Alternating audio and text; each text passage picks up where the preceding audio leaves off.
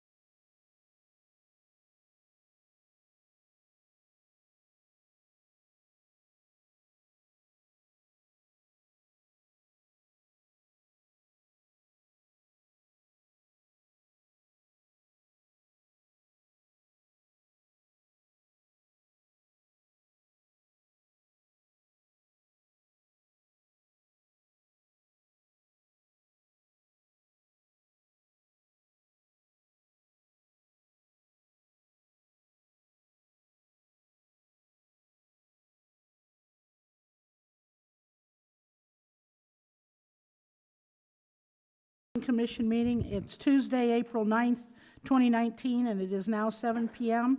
And if everyone would please join me in the Pledge of Allegiance.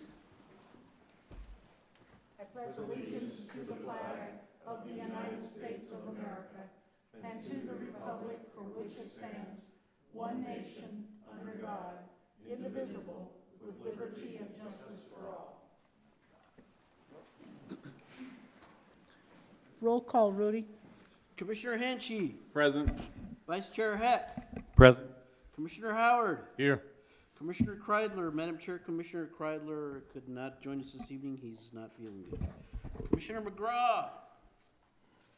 Chairwoman Nesser. Present. Commissioner Uli. Here. 5 present. We have a quorum, Madam Chair. Okay, we'll move on to the approval of the agenda. Can I have a motion to approve the agenda? Yep. Madam Chair, Yes. I move that the Planning and Zoning Commission accept the agenda as presented. We have a motion. Do we have a second? Second. We have a motion and a second. Roll call vote, please. Commissioner Uli. Yes. Commissioner Henshey. Yes. Vice Chair Heck. Yes. Commissioner Howard. Yes. Chairwoman Nesser. Yes. So moved, Madam Chair. Approval of the minutes of January 22nd, 2019, and February 12th, 2019. Do I have a motion? Yeah, Madam Chair, Yes. I move that the Planning and Zoning Commission approve the minutes from the January 22nd, 2019, and the February 12th, 2019 meetings. Okay, we have a motion. Do we have a second? Second.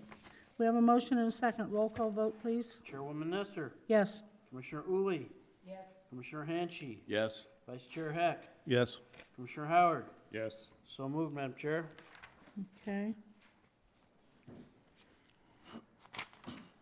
We always had our public hearings up here? Say that again? We've always had the public hearings up here now? Usually, I think, yeah, Oh. usually. Okay. It's the following, oh, wait a minute. I'm thinking call to the public. I'm sorry. Okay, we have 3 public hearings. The first is presentation, discussion, public hearing, and consideration of rezoning case PZ-2-18 by Americo Real Estate Company and U-Haul International.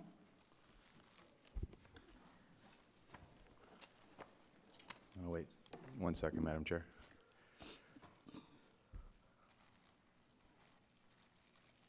Madam Chair, members of the Commission, my name is Alon Valander. I'm an Economic Development Specialist for the City of Apache Junction. Just wanted to start this meeting off by giving an economic development perspective in regards to what this project, how it initiated, and what we're looking at in regards to the impacts, the economic impacts in the city. So Americo approached the city a little over a year and a half ago to discuss opportunities to bring in a U-Haul project. They own about 80 acres of land on the southeast corner of US 60 and Idaho. And so through the course of those conversations, they wanted to understand better what the city would like to see down there and what would be economically beneficial for us and how they might be able to move forward a project for U-Haul. So the discussions ensued. We talked about different opportunities the city's been missing out on, primarily one of those being industrial, properly zoned and entitled industrial land that could create opportunity for jobs to come into our area. So they came back with the concept of this 80 acres split up into 2 zoning types, and those being an industrial zoning and a commercial zoning. A portion of the industrial, about 10 acres or so, is set aside for a U-Haul project itself. The bulk or the remaining acreage of that industrial is about 40 plus acres. This is being submitted for rezoning as a business park and light industrial. 27 acres that's represented in the red corner over there, which is essentially the southwestern corner of this piece of land, would be a rezone, or it would be a commercial zoning on that. Rudy will go through all the details of that with you. In regards to this piece of land, there are no development prospects for this parcel at this time, just so everybody's aware. This is going to maintain a similar zoning to what it was before, and that's what the original project had been, was a commercial retail kind of development. And again, the 10 acres at the northwest corner are what U-Haul's looking at for their own development there. In regards to this industrial acreage, because this represents from an economic development standpoint the greatest opportunity for this particular project or this rezoning. It's been about 20 years since we've had 40 contiguous acres that have been zoned industrial and have infrastructure at or nearby the site. We did have some acreage that was down south of Baseline, kind of off to the east of the what's the right word, the dump? Landfill? Landfill, thank you. East of the landfill, that has potentially changed hands and may be moving forward as a residential project out there. So this represents the largest contiguous swath of land that's available for industrial development. If you look just to the east of where this yellow strip of land is, there is an industrial development that's there currently. The industrial development that's next to it is about 80 acres in size. If you were to split that down the middle, that development has produced, half of that development has produced approximately 140 to 150 jobs. We're looking for similar jobs production or higher level, simply on the fact that some of the zoning that we've discussed in regards to this will limit the amount of storage yards that are out there. So really we're trying to key this into a jobs producing opportunity. 110 plus site requests have come in from our regional partners, whether it be GPEC or ACA or Sun Corridor, but we've seen over 110 different types of projects that are looking for a site this site could possibly become a submittal opportunity for the city of Apache Junction. In the area, just to understand a little bit of the trends that are going on for industrial developments, we are seeing developments in the city of Mesa on the Elliott Corridor. Elliott Corridor, if you're not familiar with what that terminology means, is essentially from Signal Butte to about Ellsworth. There's a swath of land that's just north of where the Apple plant is. There are development plans for an industrial. There's already been some buildings that have been put up for manufacturing and bottling out there. So that corridor is likely going to develop in the near future as industrial, as well as Phoenix Mesa Gateway. Last council meeting, City Council saw a video about what Phoenix Mesa Gateway, the changes that are occurring out there and the industrial development that's going to be in that area. So what we're seeing is industrial being needed in the East Valley at this point in time, and we're hoping to be able to be a part of that future demand by having 40 acres of land that's properly zoned, properly entitled, and prepared for new development. So from an economic development standpoint, this yellow area is kind of the primary focus for us. I know there will be discussions regarding the U-Haul piece itself, as well as the commercial. The commercial section, from our point of view, it's well into the future before that will likely develop. We need to see some more houses come in before we see a retail type of large power center or a retail development like that happen. So near term, U-Haul would be a primary, and then hopefully shortly following that, we get into the next steps to get this other piece of land towards development and bringing in users that will bring in jobs. So any questions, Madam Chair? No, I don't have any. Anyone else? Yes. Shirley? Yeah, I do. So in other words, this is going to be like a phased development. Yes, so if you were to look at it in a phased concept, the first phase would be the U-Haul. That would probably be the site that would come out of the ground first.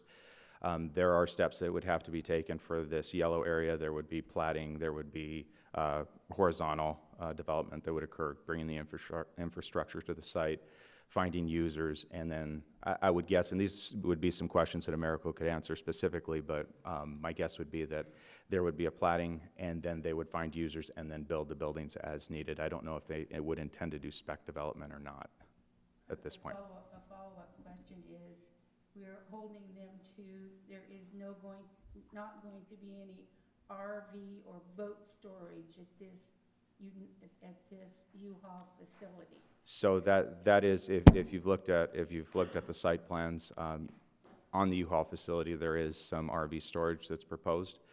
That is absolutely a discussion for the public officials to go through and determine what your recommendations would be. But as part of a business model, they have looked at that. Thank you. Okay. Willie? No. Peter? No. You? No? Okay. Okay, thank you. Mr. Pollock? Rudy's next. Oh, Rudy, you're next, yeah.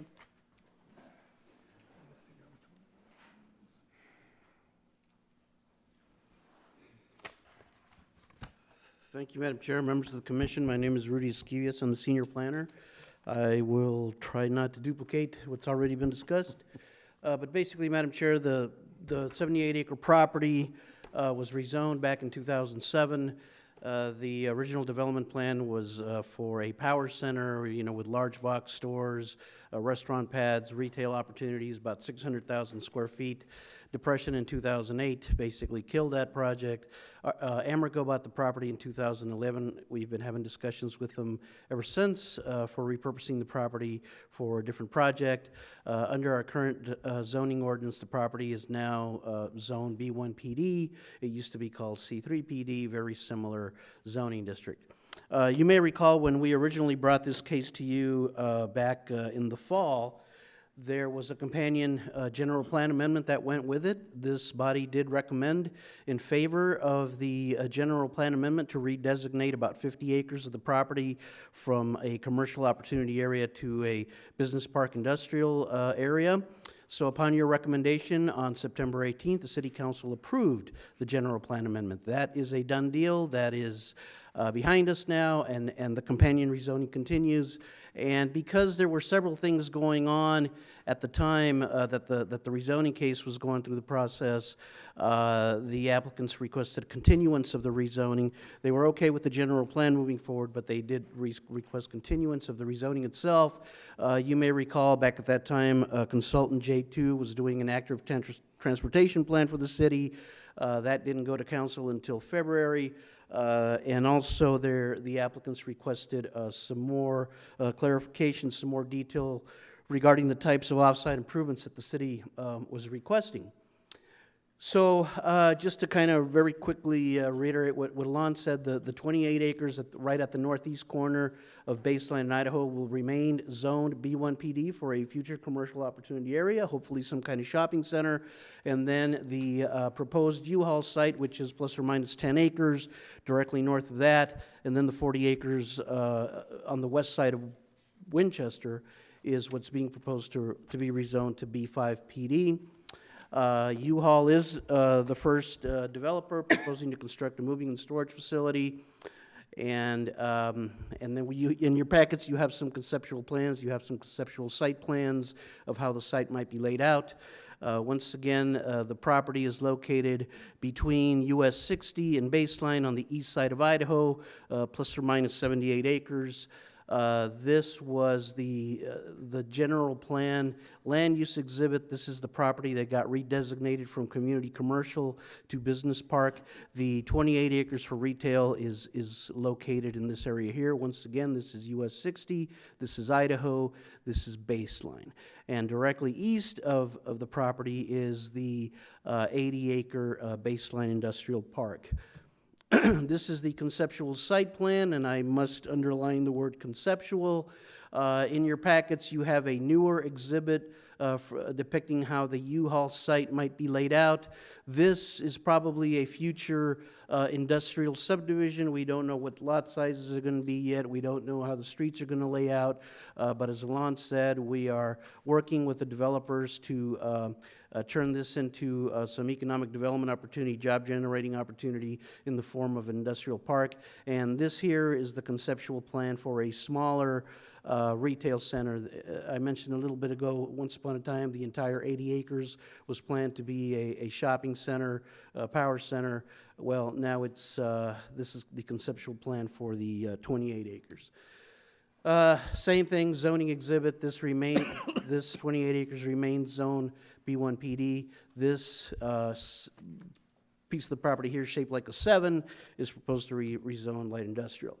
In your packets, we have a recommended list of things that we don't want to see go into the subdivision, including medical marijuana, homeless shelters, tattoo establishments, death care services, cemeteries, commercial parking lots and garages, oil and gas extraction, contractors' offices. The yellow part of this list is the items that staff recommended. The stuff that's still in black and white was the applicant's original proposed list. I think for the most part, we are in agreement with most of these uses, except of course for the RV storage. And also, in our updated ordinance, we have allowed for the opportunity for perhaps some of the previously excluded uses to be allowed by a conditional use permit process. So we'll get into that in just a little bit. As you know, we've had several meetings on this because of the general plan issue. You had to have 2 work sessions, so did the city council. There were a couple of public hearings. A lot of the discussion has focused around the U-Haul site, staff and developer working with CBRE, Richard Ellis, to help them market the site.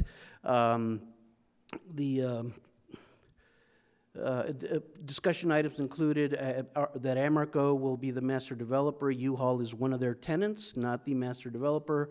Mr. Pollock at one of your meetings showed us similar examples in other places around the Phoenix metro area. Partnering with Richard Ellis, commissioners have had questions about possible surrounding development, what types of businesses Amerco was trying to attract, fears of other business owners with regard to a large U-Haul facility, the city, about the fact that the city is not favorable towards more RV storage lots, and of course the city wants good jobs, sales tax revenue generating businesses. At your meeting on September 11th, similar types of questions. There was a question about what is a power center. Once again, commissioners reiterated they were not in favor of RV storage. Mr. Pollock asked for a continuance on the rezoning, but go ahead on the general plan amendment. And since the meeting of September 11, we've had a few more continuances, like I said, mostly because of the work that was being done by J2, and also because we were still working out the details of the types of improvements planning and engineering staff were recommending, especially on Idaho Road. Why no more RV storage lots? Well, we've got about 20 of them in the city, and we get requests all the time for RV storage lots. They take up a lot of land. They employ very few people. They don't generate any sales tax. Do we need a 21st or 22nd RV storage lot? Ultimately, it's a discussion for you and the council. Planning and Zoning Commission recommended in favor of both the general plan amendment and the rezoning with conditions. Commissioners did recommend in favor of the general plan amendment. City Council approved the general plan amendment on 2018. The rezoning has been continued. Planning staff still recommends in favor of the rezoning, subject to the conditions in the draft ordinance that you have in your packets, including first phase developments on Idaho, and staff still recommends the RV storage component of the U-Haul development, as well as any RV storage on the rest of the site. I'll go through these rather quickly. Recommended conditions: design of all buildings and landscaping in compliance with our codes. Number 2, applicants shall comply with the conceptual development plan.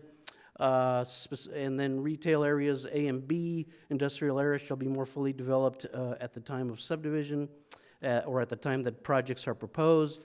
Number 3, all future pads and shops and retail areas A and B, that's the 28 acres on the southwest area of the property, be architecturally compatible with anchor tenants. We're looking for compatible architecture, compatible signage, of course, adequate parking, retention, those types of things.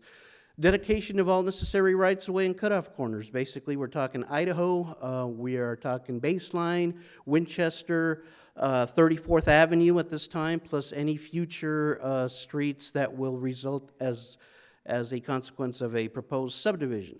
Now, in ordinance number 1463, you have a very detailed description that our good friend city engineer came up with the types of improvements requested on Idaho and 34th Avenue and the timing of those improvements. Just to kind of put it in a nutshell, what staff is recommending: we understand that the U-Haul site is going to be the first developer. Staff is asking that Idaho Road from the freeway to Baseline be improved more or less to our new Parkway standard that was suggested to us by J2. However, the city engineer is amenable to not quite the full standard, but a lesser standard. Instead of 3 lanes, we're asking for 2 lanes. The city would have the option to install a 3rd lane in the future if necessary, and those improvements would be at our cost. The 2 lanes that are there now would become southbound lanes, so in effect, Amoco would be constructing new northbound lanes on Idaho.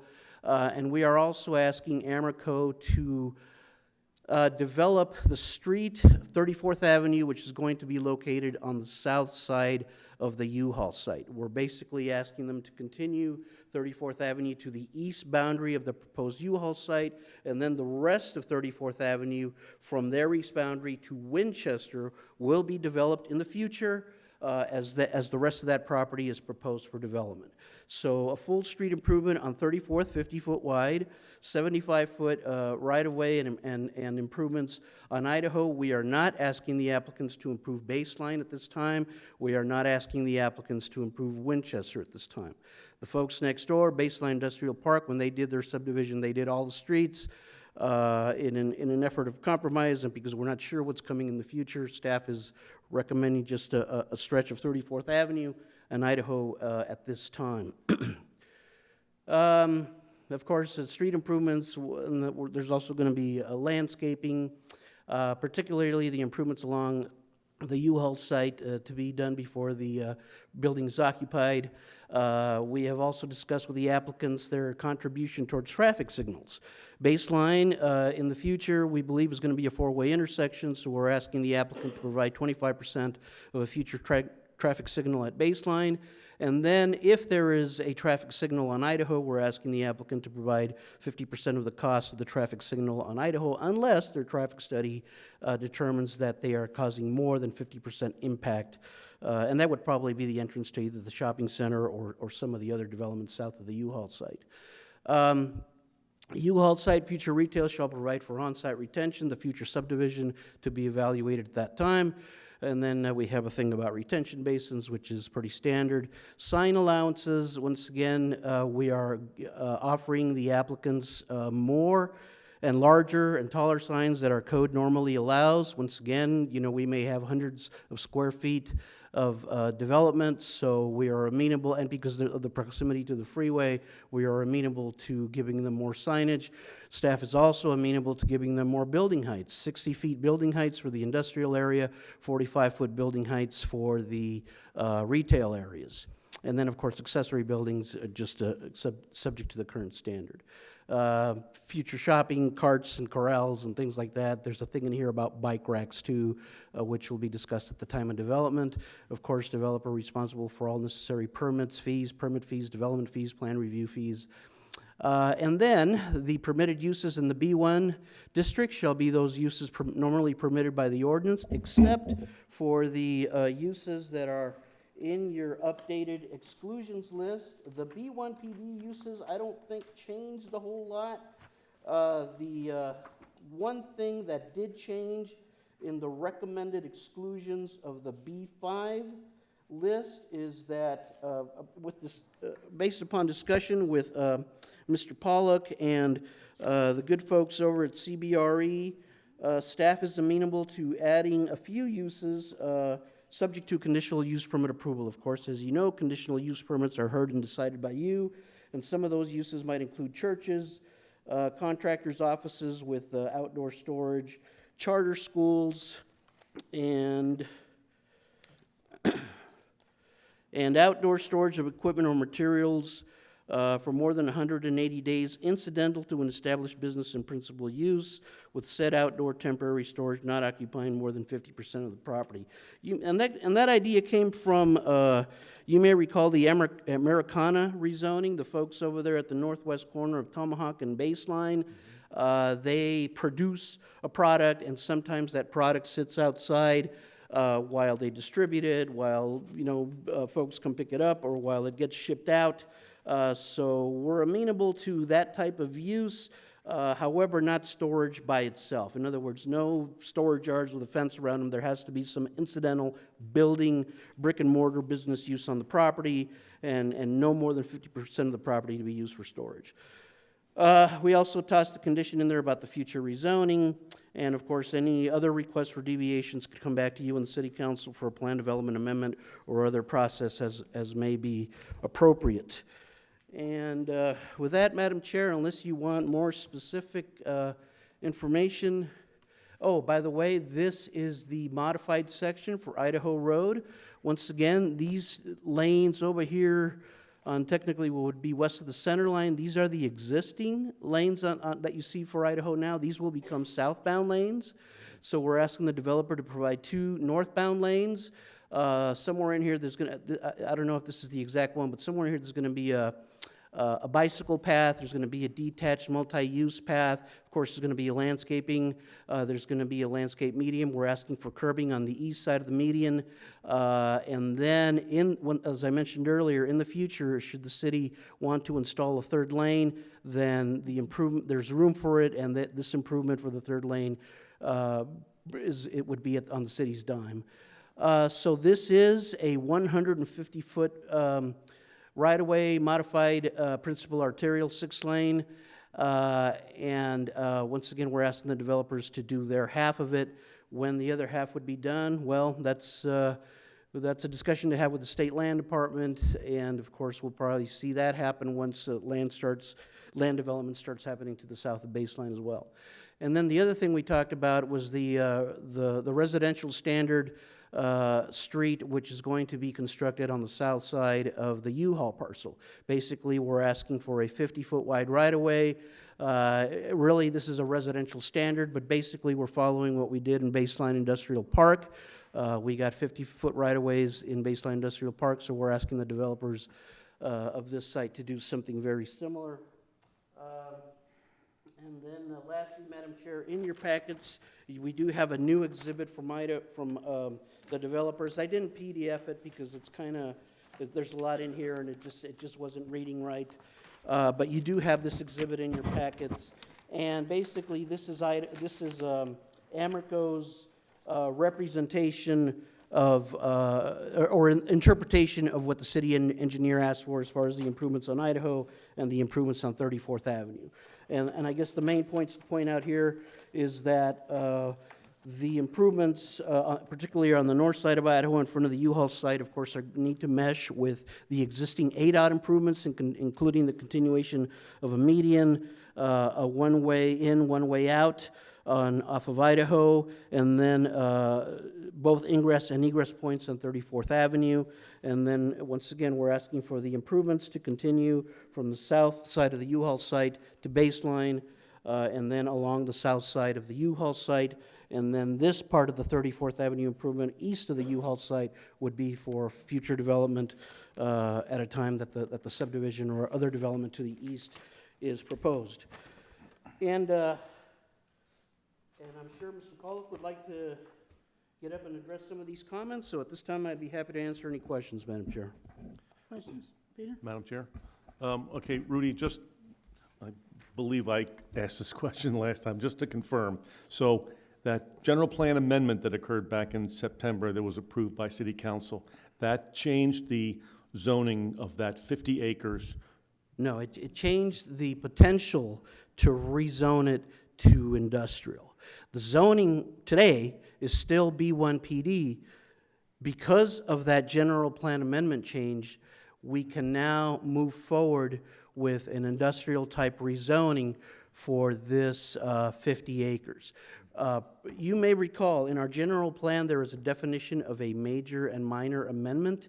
If someone is proposing, and by the way it kind of relates to the next case, but if someone is proposing to rezone less than 10 acres, they don't need to go through a major general plan amendment. It's considered a minor amendment.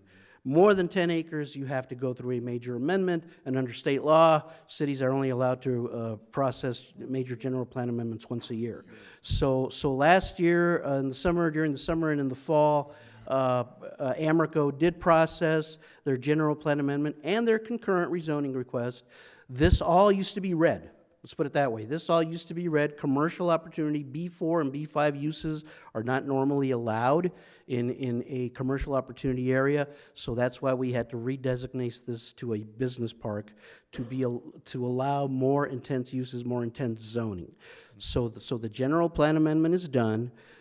Here we are a few months later, now processing or hopefully deciding on the rezoning that was a companion to that general plan amendment. Okay, so then Americo, they hold the cards on this. They can choose to not pursue that, getting that zoning changed unless we approve their U-Haul site. Am I correct on that? You can make whatever recommendation you want. I guess Amoco, maybe the way to look at it is, I guess ultimately if Amoco doesn't get a zoning they like, or doesn't get a zoning with the conditions or with the RV storage or whatever that they would have liked, I guess they could choose not to build it. But the planning commission, you can make whatever recommendation you want to council. Ultimately, it's a council decision. But yeah, that's been a major issue of discussion. U-Haul really wants to have that RV storage, and U-Haul doesn't want to have to do the improvements south of their site. I'm sorry, I should say Amoco. So those are the two main things that we have disagreed about. The east half of the site being used for RV storage, and the city getting the improvements on Idaho as part of first phase development and not to some undetermined future date. Is that clear as mud? That's good. Shirley? I have a question, and it's on page, ordinance number 1463, page 9 and 11, where we get into the following uses may be permitted in the B5/PD zone areas, subject to approval of a conditional use permit through the city's planning and zoning commission. And then you go through one, two, three, a couple of uses. And then on page 10, at the top, you say outdoor storage of equipment or materials for more than 180 days incidental to established building and principal use, with said outdoor temporary storage not occupying more than 50% of the property. 180 days is 6 months, and 50% of the property constitutes a good piece of the property. Is this a sneaky way of getting in the RV storage? No, ma'am. The proposed site plan for U-Haul is what you see in your packets. This really pertains to future subdivision lots. Once again, I gave the example of the Americana rezoning. If a manufacturer such as that comes along, that they have their building, but they have some need for outdoor storage, let's call it temporary outdoor storage, no more than 6 months, that's basically what that provision is intended to address. And it would be looked at in detail by this commission because they have to go through a conditional use permit process. What number is that, Rudy? Number 15, no, I'm sorry, 16. So 15 lists the uses in the B1 PD, 16 lists the exclusions in the B5 PD, and if you keep scrolling, a little bit back, right there. The following uses may be permitted in the B5 PD, not the B1 PD, but the B5 PD, subject to approval of conditional use permit through P&Z. So, and once again, in conversation with CB Richard Ellis and Mr. Pollock and Ms. Jen, I'm sorry, forget her last name, they said, well, can we create an opportunity for churches, contractor shops with indoor or outdoor storage, charter schools, and then the thing about the 6-month temporary storage for a manufacturer. Willie? No. Do you have any questions? No, I do not. Okay, Rudy, thank you. Thank you, Madam Chair. Let me get back here. Mr. Pollock?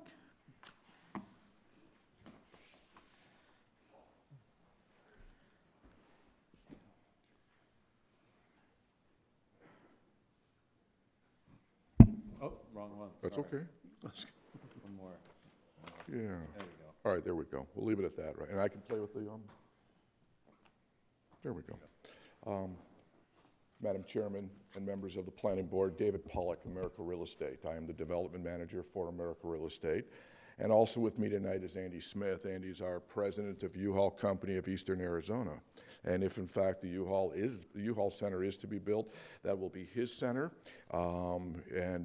His team, his employees will be there to be the anchor tenant, if we want to say right now.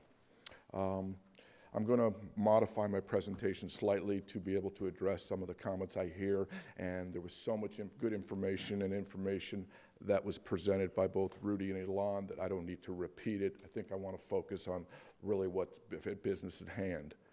So tonight we come before you to finalize our land use proposal for rezoning of our property. We want to first apologize to you for the continuances that we had to, that we requested for our application that brought it to tonight. There were details that needed to be clarified between staff and us, which we've done. We made a commitment to staff that we would take the opportunity and have them meet and talk with our broker, CBRE Ellis. We did have a conference call meeting a few weeks ago, which I think lended itself to being able to make some final decisions. And then internally, we wanted to make sure that all the different teams that make up Americo and U-Haul International were on the same page. Wanted to make sure that the $15 million that we're allocating to pay for the U-Haul Center that they will reimburse us for is available to build. We wanted to clearly understand the cost for the road improvements because, yes, there is an issue with portion of the road improvements. We love the boulevard. We think it's a fantastic idea, but the $1.5 million to do the additional road improvements right now, we have a little concern with that. But we are ready to develop, and we are ready to work, continue to work with you. You know, during the past year, we've heard from staff the need for industrial land available for business employment development, and the ability to generate tax revenue. And we have responded by allocating 50 acres of our land that could be done for industrial. If someone wanted to purchase it or if the town wanted it, we'd be willing to sell or work with you with it, but it is there available to meet the need that the city was asking for. We were asked how we were going to market this property, and we too, because we knew there was going to be a challenge on marketing or building or finding users. We believe, and we've seen this around the country, that when U-Haul comes in and invests whatever amount of money it might be and develops an American icon who's been around for what, going into 76 years, people are going to question. Businesses are going to ask the question, what did they know and why are they there? Maybe we should be there. And we hope that's one of the tools that will drive the development to happen quicker. We've retained CBRE Ellis as our broker. They've already begun the program with a marketing program, and they have a series of different opportunities that they use, LoopNet, CoStar, their website, the Greater Phoenix Economic Council, and personal contacts.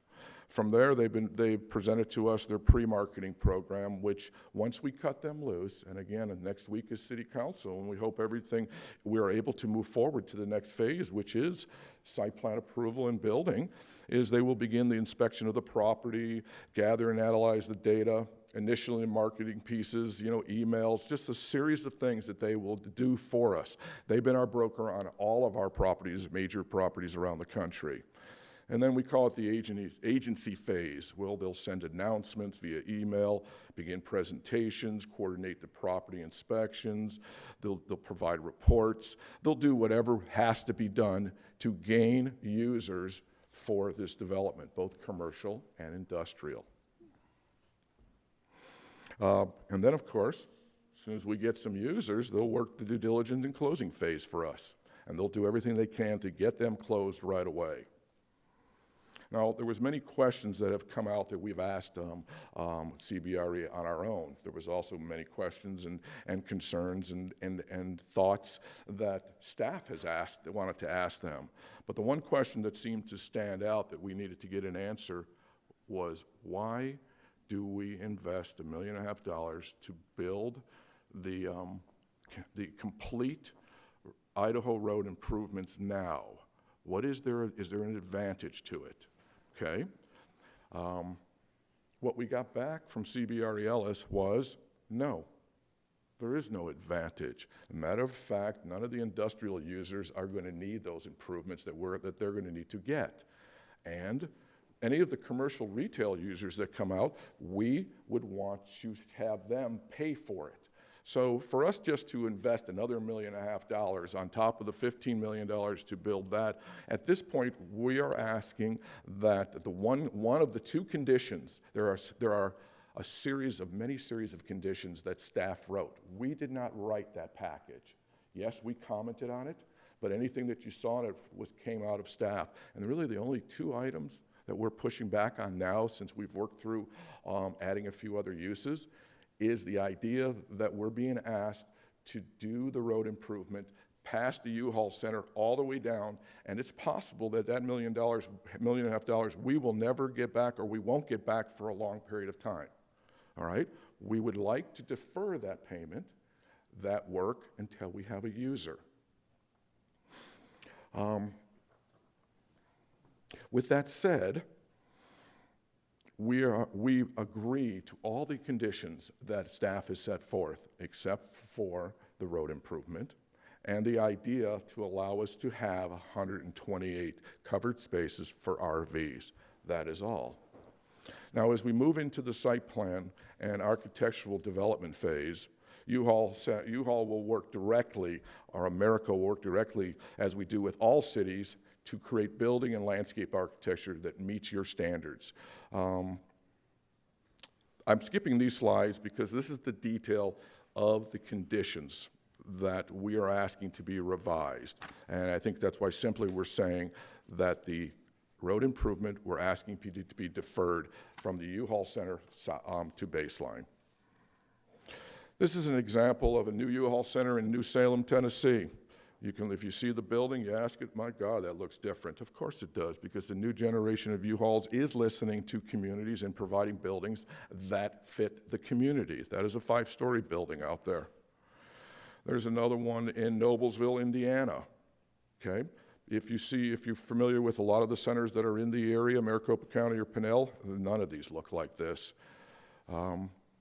This is actually in El Paso. This has some similarity.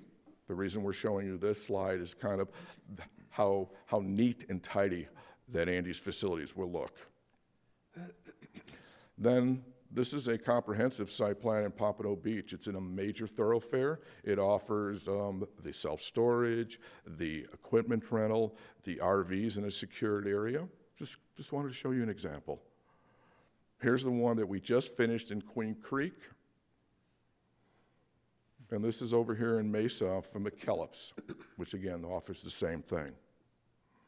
So at this time, unless there's any specific questions you wanted to answer me right now, I'd like to turn over to Andy so he can speak about U-Haul and the RV.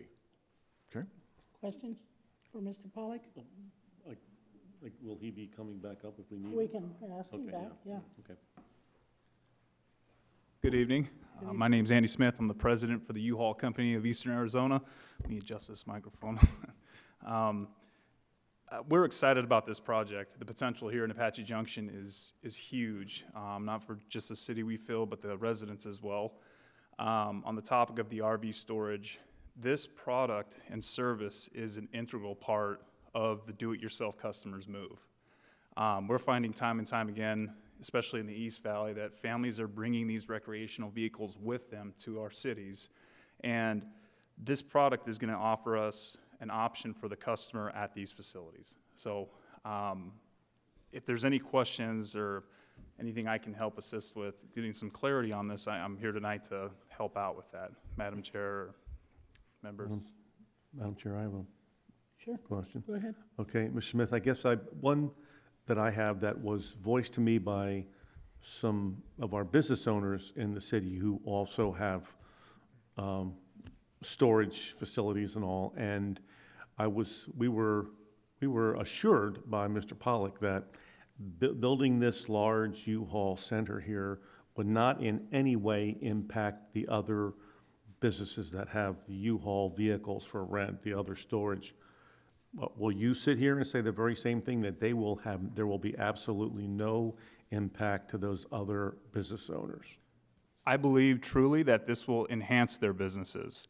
You got to explain that to me then. Okay. And what we find is we have customers that reach out to us for various types of moves, various products to have within their moves, and when they show up to our facility and request some kind of form of business with us, oftentimes we refer them to the neighboring businesses for whether it be a truck share transaction, a storage transaction with a superior product what the neighbor might have, or an inferior product they may have. It may be a price cost decision for them, but we often refer these customers to neighboring businesses, and that's part of the credo that we've built our dealer network with, is referring customers to neighboring dealerships. So it actually enhances the business. Madam Chair. Yes. The key question that I have with respect to U-Haul and the storage of RVs and boats is a question of blight. And I want to make sure that in your plans for this location, that anything that does include this kind of proposal is certainly going to meet the beautification standards that would be required with respect to that site. In other words, I don't want to see blight down on Baseline Road. I live down that way. One of the fabulous features of this product is we incorporate motion sensors to limit the lighting to only when it's necessary. So in addition to the security features, the lighting is minimal and it's only used as needed. So it's a state-of-the-art feature that we provide. Are these storage facilities for RVs, are they going to be like covered facilities where folks would drive their RVs in? Or is it going to be where they're going to have tarps, that kind of thing? What's it going to be? It's going to be covered RV parking, and they will be covered 14 feet over the vehicles is what we use typically, and it is state-of-the-art material. It is covered. Thank you. Absolutely. What kind of wall, what height of wall is around any RV storage? That can vary. We're willing to work with whatever specifications you would have on doing that. Our standard, in order to achieve the security one, is an 8-foot wall, okay? We've done an 8-foot wall, solid wall. We've done an 8-foot wall in the tube steel with landscaping around it. If we go 6 foot, then we need to put a security beam light in there so that, I mean, you have vehicles that are very expensive that are being parked in there. This isn't, these 128 spaces is not to be set up for a dump yard for vehicles. That's the one thing that I've heard over the months, why you didn't want them. It's not supposed to be a graveyard. It is supposed to be used for the vehicles that come in, the RV vehicles or the boats that have some real needs to be in a secured area. So if it needs to be a solid wall with landscape around it, I'm open to it. I'm the designer on the project. We'll probably start out by asking for the tube steel with landscaping, but I'm open to anything. What is tube steel? Tube steel reminds you of like the fences around pools. Okay, if you can picture that. Okay. I don't know if you can see it in this picture. You can't. It's around this one in Pompano. It's around that's the one we're using there. The one in Queen Creek will be a solid wall. We have the buildings to screen them from the residents, but on this one, because of how U-Haul Center of Apache Junction is going to be set up, it will have to be either a masonry wall, like a block wall, decorative block wall, or the tube steel wall. Okay. I had another question. But Madam Chair? Yeah. What is the current occupancy of the Queen Creek and the Mesa U-Haul sites? The Mesa Riverview facility was filled on the day that we opened it. We had a waiting list for it. And the Queen Creek facility, I believe we just completed it about 2 weeks ago. Okay. And the occupancy is filling as we speak. I can't speak on the exact percentage that it's at or whatnot. Is it limited to strictly RVs? Well, it's RVs, boats, and some vehicles. But there's a contract that they have to sign so that, again, there is not, the contract talks about having boats or vehicles or RVs that are leaking, okay? That ain't happening. That are rusted and beat up, that is not happening. Another thing that'll occur at this site that Andy didn't get a chance to share is hopefully we'll be able to do propane and the electric charging stations. So they will be able to fill up their propane, okay, which generates sales tax. The neighbors can use it, the charge because we are sustainable. We are trying out a new feature at Queen Creek, and that is a series of RVs with solar. And if it works, because it's beginning to go up, we'd like to try to offer it here. Okay, Madam Chair. Yes. Okay, so when you were talking about, that the quality of the folks that will bring their RVs and boats in, with those 20 other storage facilities here in Apache Junction, I'm quite certain that they didn't start off by saying, oh, we can't wait till all the boats and all those old campers get brought in, left there, and sit for 10 years, and all of a sudden it looks like a junkyard. I'm sure they started off by thinking, no, this will be great, it'll be quality, these people will come in and take, their boats to, to Canyon Lake or whatever, and then all of a sudden, after years and years, it's living in squalor with these storage units. So, that being said, what kind of programs in place? If you see somebody backs a boat in and they're supposed to have a cover, and the cover in the heat starts to deteriorate, and all of a sudden it's flopping around, and all of a sudden it starts to deteriorate, and then creates that question, I think, for the commission of, here we go again, we're going to have another sloppy storage site.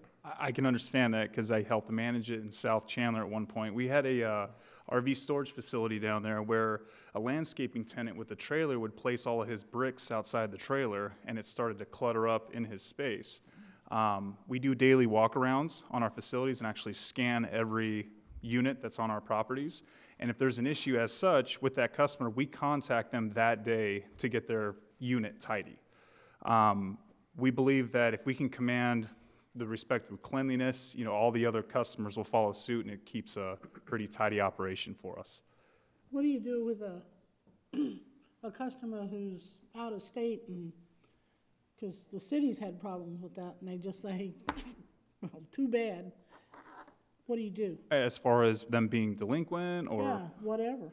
We They just don't clean up, they don't comply, and they just leave And they their don't care. their trash there. What are you gonna do? Are you gonna haul it off? Tell them, you're gonna have them sign a contract that you can get rid of their property? We have an auction process that follows all the state law and all the requirements on that part of it. As far as minor things like trash or whatnot, we would get in contact with them through the many means we have when we write the contract for their storage unit with them, and offer ourselves to help clean it up. I mean, if it's something we can take care of to help build the reputation of the facility, we're interested in maintaining those standards. So we can hold Yeah. you responsible Yeah, I was gonna say, for cleaning it, keeping it clean, and then it's up to you to collect from the renter, or whatever you wanna call I them. like that. Tenant. Let me add for you. Let me add a little bit of meat that I think you're trying to ask. How do we enforce if we were to allow you to have these 128 spaces? About 3 years ago, we bought a piece of property, and which was right next to an existing storage facility that we bought. There were about 60-something vehicles and old beat-up trailers and boats that had been out there from the original owner. There was a law that we had to go through by notifying them in a while, and the city or the village at the time also had the meat and the tools and the teeth to be able to give us a zoning violation from code enforcement, because the requirement was there was not supposed to be any oil leaking or trash or beat up. Over a period of time, these were either removed by the owner or we had them towed away and put to auction. And now the U-Haul Center of this particular location, there are actually 700 RV spaces that are totally clean, and there is teeth in the code to help us maintain that and help you. Madam Chair, Yes, I have a question. sure. Do you require all vehicles to be currently registered on your lots? No, we do not. We do not. In fact, some customers want to store there while they work on them or get them up to usable standards. So if I have a tore apart vehicle, it'd be perfectly legitimate to store it there. Yes. Okay. Unless you decide as one of the conditions of approval, you don't want to see that. What we're asking is tonight, and again, we've been open and we've been flexible. What we're trying to do is how do we go forward so that it doesn't feel like we're holding all the cards for this development. We want to see the community prosper, okay? I have a few more questions as Okay, well. so to answer that, I think some standards as to the conditions could be added, could be suggested by you. Okay. The parking areas, is that gonna be fully paved? Yes. It will be fully paved Fully everywhere? asphalt paved. There is no gravel, because we get no credit for stormwater credit, so it will be fully asphalted, okay? And then also, what about like the perimeter? I know a lot of storage places, you see barbed wire go up on the top of the fence and everything. What do you plan for security and all that? Because I know Here's there our- has to be some. Right, so here's our security. We don't want any fencing around the perimeter of the property. Why? We believe that fencing attracts potential, what's the word I'm looking for? Attracts problems, okay? We have a very sophisticated surveillance, video surveillance and security system. One of those that we would be happy to show you a part of it, but not all of it. That's 24-hour monitored. So to answer the question, around the RV, it will be enclosed. The rest of the facility will be open because it is public friendly. There will be bicycles going through there. There will be sitting areas in there. Well, So that's what I'm talking about, the area around the RV area, the parking. What kind of security are you gonna have around that? I mean, well, the RV, as I mentioned, will have a secured fenced area with access control, okay? no barbed wire on top? No barbed wire, no barbed wire, no coil, no, sir. And then, I don't know, with our city, as far as code enforcement goes, I know generally you have to be able to see it from public property. Is there any way with businesses they're allowed to go in and inspect, like, in the area? Or would we have to put that a condition? For code enforcement, we can generally go into areas that are open to the public. That's kind of our, So, on parking commercial area. property. Yeah, so if, Then- again, if there's something that we can see from the perimeter that's not open to the public, I guess we would have to be invited in Okay. to do that. But the parking area would be considered public and we could go in there? Yep. And then what kind of rules does the city have for that? I mean, oil leaks, trash, what is it? What do we have on the books? That would be good to have. We don't have, as far as I know, any regulations relating to standards for RV storage as to what is acceptable practice, whether it's paved or not, whether there's leaking oil, et cetera, et cetera. So currently, we don't have So standards. if it's all trashed, it wouldn't do any good for our inspector to go Again, in if we there can and do see it, anything. if there's visible trash, debris, unlicensed vehicles, Well, would oil be considered Inoperable. that type? we, Oil, antifreeze? and we'd probably get engineering involved because we have a MS4 permit. So we would get, for spills, we would be, if there's visible spills, yeah, we can go in and work with the engineering department because ADEQ wants to know that we're making sure that spills are taken care of. Madam Chair, if I may, if I just add to that, I think there might be a nuisance provision that may cover that. A general nuisance provision under Article 9. Okay, thank you.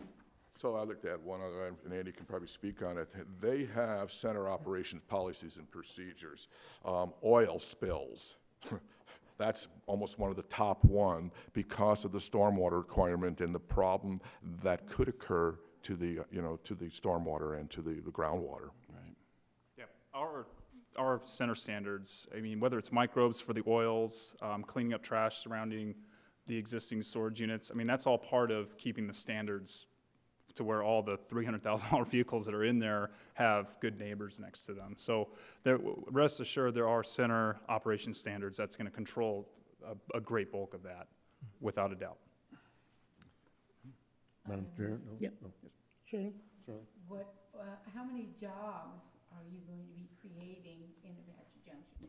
A facility like this would demand 15 employees. And will you be open 24/7, 365? Our storage has, the RV storage and climate-controlled storage has the option for 24/7 access. The showroom and the business does have restricted business hours.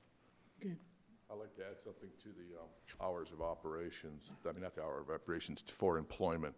You know, 15 or 20 jobs might not seem like a lot for a storage, for a business, but again, we are owned by a family that's been around for 75 years. We are not a real estate investment trust company where if you're lucky, you'll find one employee there, okay? It's important to have customer service representatives to make sure the place is clean, take care of the customers, and that's what it's about. The next part about the jobs is, you know, there's actually 3 and 4 generations of employees who are working within U-Haul. If you don't have 15, 20, 30 years of service there, you know, you're really a newbie. What I'm trying to say is there's so many opportunities throughout the corporation and the United States and Canada that they could grow, and how they can grow within to different areas of U-Haul.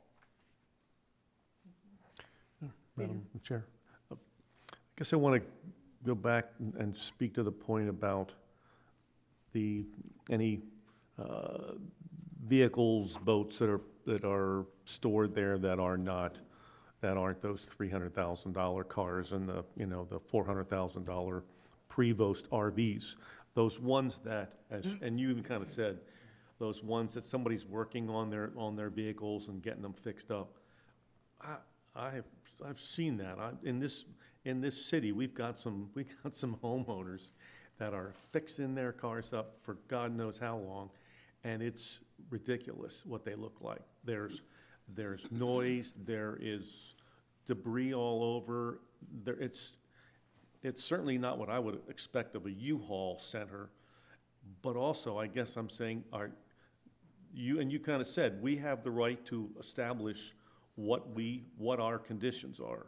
And you'd be okay to say anything like that, somebody bringing their vehicle in and to restore it would not be acceptable? We could make that a condition? I said make those conditions. And one thing I want to mention to Andy, I'm going to be on your side for a second, okay?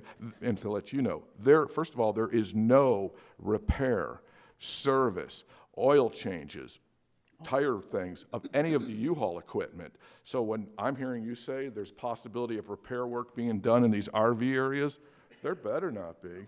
But, Okay. but weren't you saying that somebody might be restoring their vehicle? I'm not saying you'd be working on the U-Haul vehicles. It would be some yahoo, it's got a storage location and he's trying to fix his Because vehicle. there should not be any repair work let's say you had a place there and you wanted to work on it, that's not allowed. What you're saying is they can That's store it not here, allowed. but then they'd have to take it home, work on it, and then bring it back here to store it. Okay. And as far as cosmetics, I mean, we see the vehicles that are getting worked on, and it's obvious these are project vehicles or whatnot, and we've even volunteered tarps out of our own pocket just to maintain the standards. That's a totally normal procedure for us. I just also know people push the limits. People don't, they hear, okay, the requirement is this, but it's like, hey, rules are made to be broken, and I'm gonna push it until somebody tells me I can't do it. I just want to be confident that this is just, you will put a stop to that. Well, and what's it's not- awesome about this opportunity is we have a huge opportunity here to upgrade the storage product in your city. I firmly believe that. Our neighboring cities that have done this stuff are testimonies of that, and we're excited if this opportunity can happen. So I guess besides just showing you that we're going to do it that way, there's really no other way to make it happen but showing you. So. Madam Chair? Yes. Not just with the RV stuff, what about your storage containers themselves? What about people trying to run businesses out of them? There is no business allowed to be operate within any of our lockers. This is one part of the contract. No. That is why, and let's share this way, we do have some of what we call those little outside units. They sign the same contract. They keep an eye on them. No business, no landscape business operating out of there. Question. Yes. No, I'm saying, Oh, good question. Thank you. Yeah. I have a question.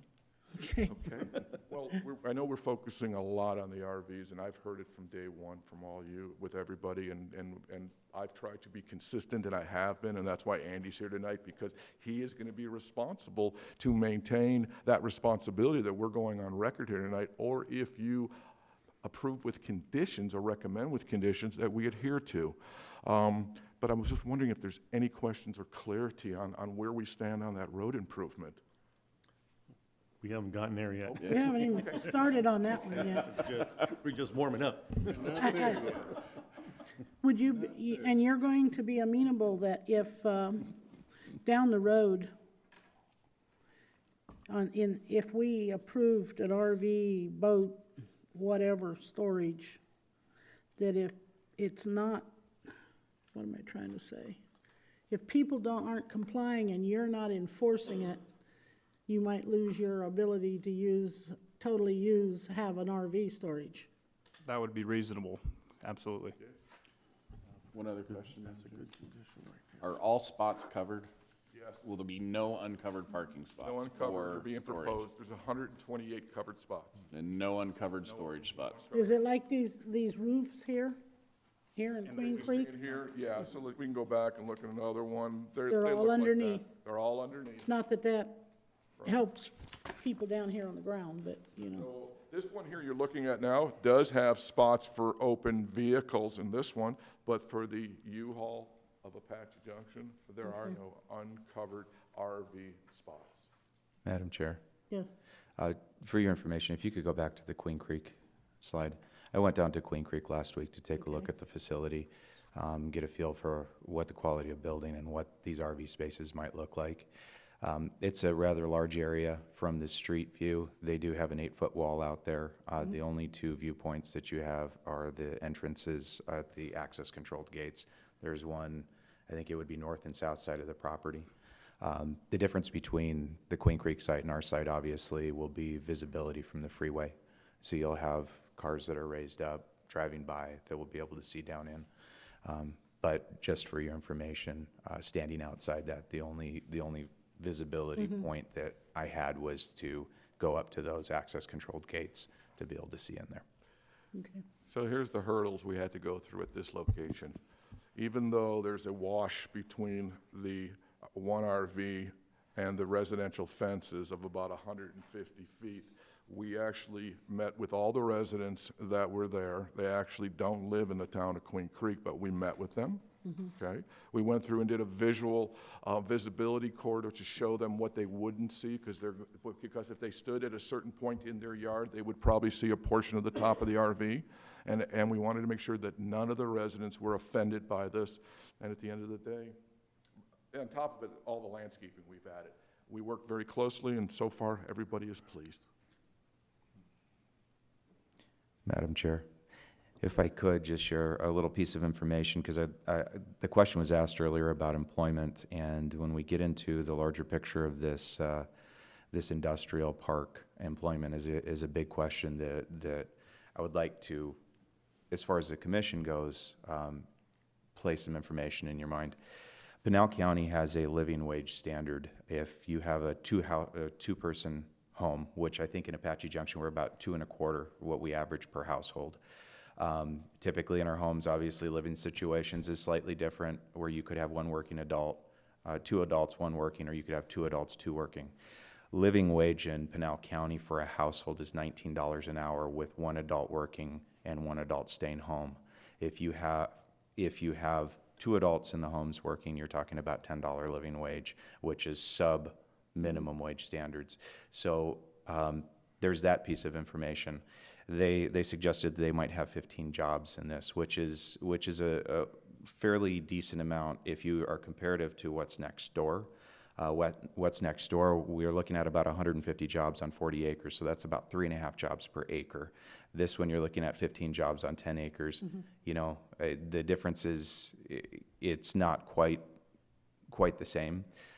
So those are things that I'd like you guys to start, you know, keeping in your mind as you consider these projects. Is what do the jobs look like in comparison to typical development? Are they living wage jobs? Are they meeting these types of standards? Because at the end of the day, from an economic development standpoint, Retail jobs, we have a lot of them, but they don't support an economy. So we're looking for jobs that have a good living wage to them and are dense enough to provide jobs for our residents.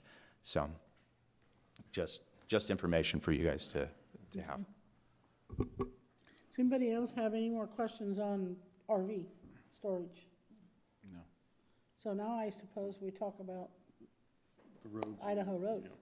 Yep. And I have a question for Rudy.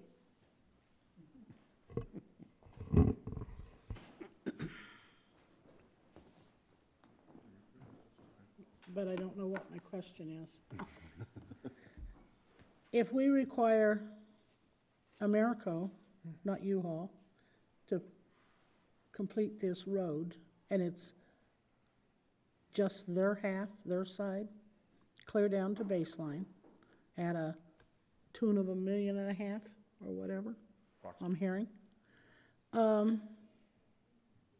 What is the negative if we phased it in instead of having them do it all at once? I mean, we don't always have, I mean, I don't know, I can't say that we don't always require people to, or do we always require people to put in their half of the road, even clear down, in this situation, clear down to baseline where they won't even be building at this point? Commercial developments, Madam Chair, I believe the answer is yes. They're asking for a rezoning and/or a plan development amendment on the entire property. We're not asking them to improve the roads around the entire property. We're asking them to improve one road on their west perimeter and one partial road along the south side of the U-Haul parcel. So street improvements are a normal requirement. Not sure how you would phase them in, other than you'd say, you know, as future parts of the property developed or at the time it's subdivided, then everything else needs to come in. Once again, when Baseline Industrial went in, they were a industrial subdivision. They did all the street improvements up front. And then that made the lots shovel ready, and then people bought lots. And then people are more inclined to come in and, because the roads are there I believe so. and finished. Okay. And you wanted to defer payment? No, ma'am, what we were saying was, and what we were advised by CBRE Ellis was, one, it wasn't going to help with any merchandising or marketing, but as soon as that first commercial user came in, then do the roads.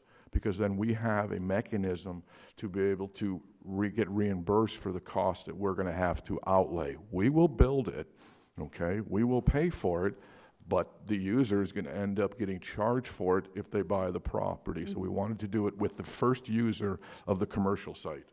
So your statement was you wanted to defer payment until you have a first user. I'm sorry, that's exactly what I meant, ma'am, okay?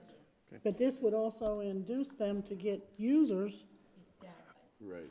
Right. Yet the argument is, the counterverse is, when is the other side of the street ever going to be built? See, you're asking us to invest $1.5 million because your code implies that commercial's supposed to do that. Yet your code doesn't address the other side of the street, so it almost implies, oh, Americo, they didn't have the money to do the other side of the street. The perception is, we were being cheap. See, they're not going to think that the other side of the street is doing it. The perception in development is going to be, we only had enough money to build one side of the street. Isn't there a mechanism you can build the 2 lanes on the other side now, and we'll go ahead and invest $1.5 million and build our side? Can't we do that together? Tonight I can tell you that if I heard that the town was in any position to put in those 2 lanes on the other side, I will commit today to build our roads.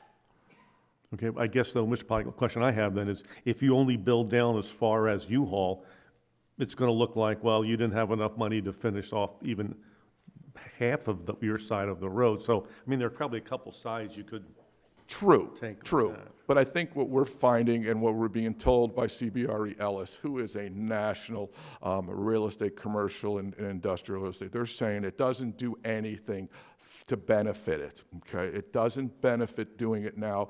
A user these days isn't going to come and go because of it. And remember, as soon as those roads are in, portions may have to be torn out because we don't even know where the driveways are going in. So we're throwing money into money. We're doing it because why? I can't seem to get it. Only because the code says it? Let's be real.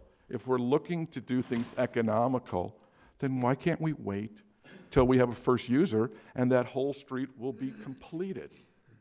Because why tear it out for a driveway that we don't know where it's going to go? Potentially there are 3 entry points that could happen. It all depends on the user. Madam Chair, Yes. we got a question. When you're saying commercial development other than U-Haul going in, are you talking about the industrial park, or are you talking about that corner commercial strip? Talking about, right now I'm talking about the corner, okay? Okay, All right? so what happens if we start developing the business park? You're still not gonna develop that stretch along the commercial area? Well, that's part, I guess that could be discussion. We would rather tie it to the commercial because that's what the property is, all right? We know that we would probably need to build 34th Street, okay? I'm open to discussion. Well, what I'm as to- concerned about is we start developing the business park, that is gonna draw more traffic into that area, and at that time, I think we would need that additional lanes and stuff. Okay, it's a fair statement, and again, that's the conversation I was hoping to have. Am I amenable to that? Of course I am. I just think we need a user to help us, so I'm not turning, because you know what, how we work? Any monies that is spent is being charged to the user. So Andy's team is gonna pay for that $1.5 million because they're the first user. Right, but what about that portion of 34th Street? Are you gonna put that in with U-Haul Yes, sir, regardless? regardless. Okay. Okay, Madam Chair. Yeah. So I guess I'm trying to look at it from the standpoint of what will incentivize Americo through CBRE to start to get tenants either in the commercial area or the business park. Why? Obviously, it doesn't help us that we get the zoning approved to change the zoning to business. I mean, it helps from the standpoint that now we have industrial acreage, but you guys still own the property, so you can say what, you can kind of decide how aggressively you want to market this stuff. Okay. Because you've held it for years, so it's not like, Correct. not like you're in the desperate, you're not desperate to get it done. But if you had to put out a $1.5 million to finish the road, there might be a whole lot more incentive to start trying to get some clients in there. Totally agree with you. Okay. Totally agree with you. What I can tell you, if we're walking away tonight knowing that there's some positive going on here, if you know me by now, I'm on the phone to Jamie Gray and to Evan and let them know I need this thing marketed tomorrow because because it's happening. Because I know it's going to happen tomorrow afternoon. His boss is going to call me and tell me when I'm having permits to build. And I still have a few more steps to go. So yes, I will be very aggressive getting it done. I don't want to speak out of turn, but so that if we, if we move forward and approve the U-Haul location as requested, that might help grease the wheels? It would be an incentive. I think just need to clarify when you say as requested, what we're asking or the way it's set up right now. What you're, in terms of the, With the storage. with the storage, correct, yeah, the Okay. way, what you're requesting as that full.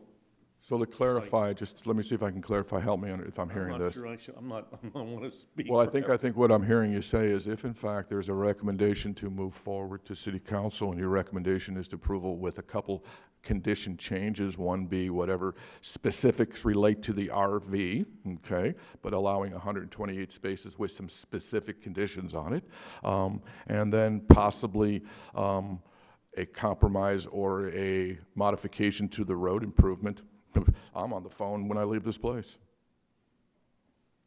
Yeah.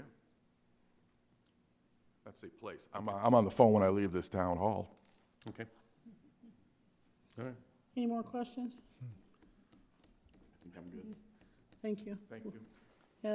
Does anyone from the public have any comments or questions? Well, anyone? No one? No one? Okay.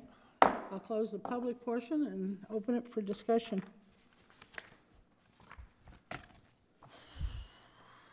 Madam Chair, I guess I Jump in there. I would like to see us move forward on this. I think, as Elon has mentioned, this is an opportunity that doesn't come along when we can get that business park. But obviously, there's roadblocks to that, and one is getting the approval to move forward with the U-Haul site as they are requesting. As much as I agree, probably we all look at it from the standpoint of another RV boat storage. I'm also going to stand by what if Andy is saying, this is not going to look like one of those deplorable, sloppy. fence. Yeah, they're going to maintain that, and they will hold their tenants accountable. I'm willing to move forward with that, with the idea, hopefully then, that we can get this thing off of ground zero.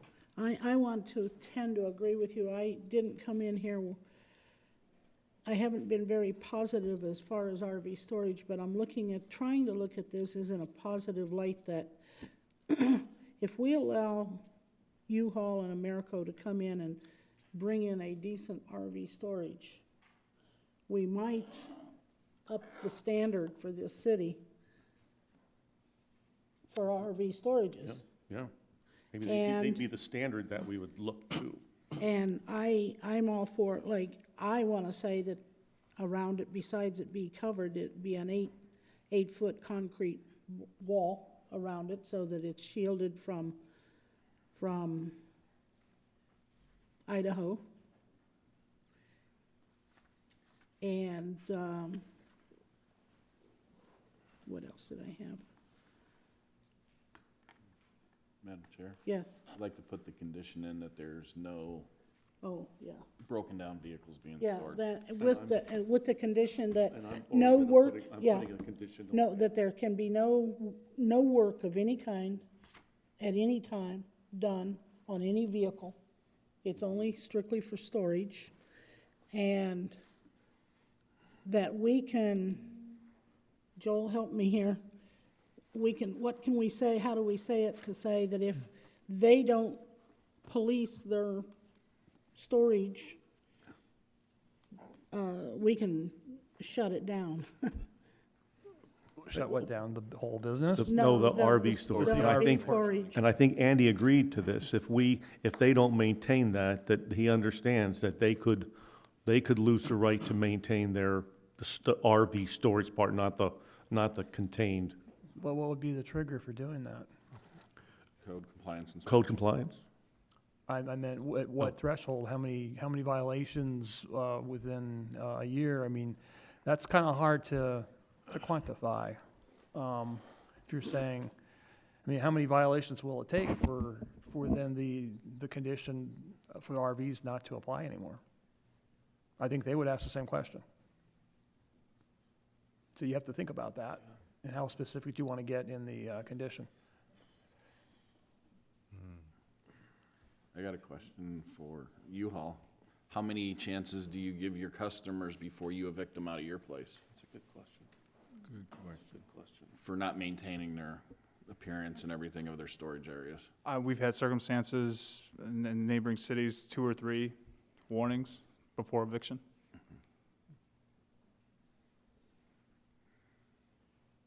So if we, Three, Size. 3 and 3 is 3 I strikes. don't know. I don't know what I'm asking. I guess what I'm asking Joel is, I have no idea. I can say all kinds of stuff, and I don't know whether it's enforceable or not, Yeah, I don't, as far as, Well, there could be a provision that staff work with the business owner and come up with a policy. Okay. That would work. But, you know, you might want to have the applicant speak again on that issue. Do you-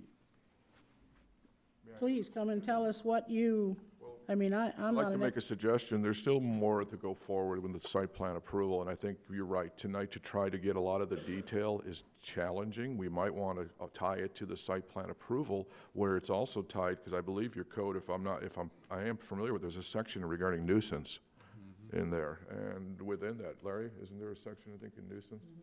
Where zoning compliance has the right to come out if there's a complaint or if they want to see.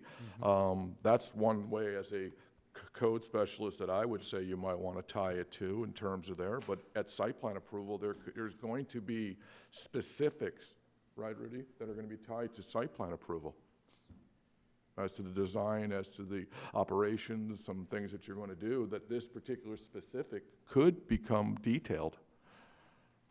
I mean, we could write up some, offer them, we can go back and forth with it, however you want to do it, but I believe nuisance is the compliance. agreed or not, or what's your, Well, another option Input. would be to, between now and the council meeting, to come up with the language. You can kind of have some intent in your motion, and then staff can come up with condition number 17, or whatever it ends up being on. Because, yeah, I'd like to, I want to make sure that. If you let us something know what is- the intent is, then we can try to work well, on the intent a, would be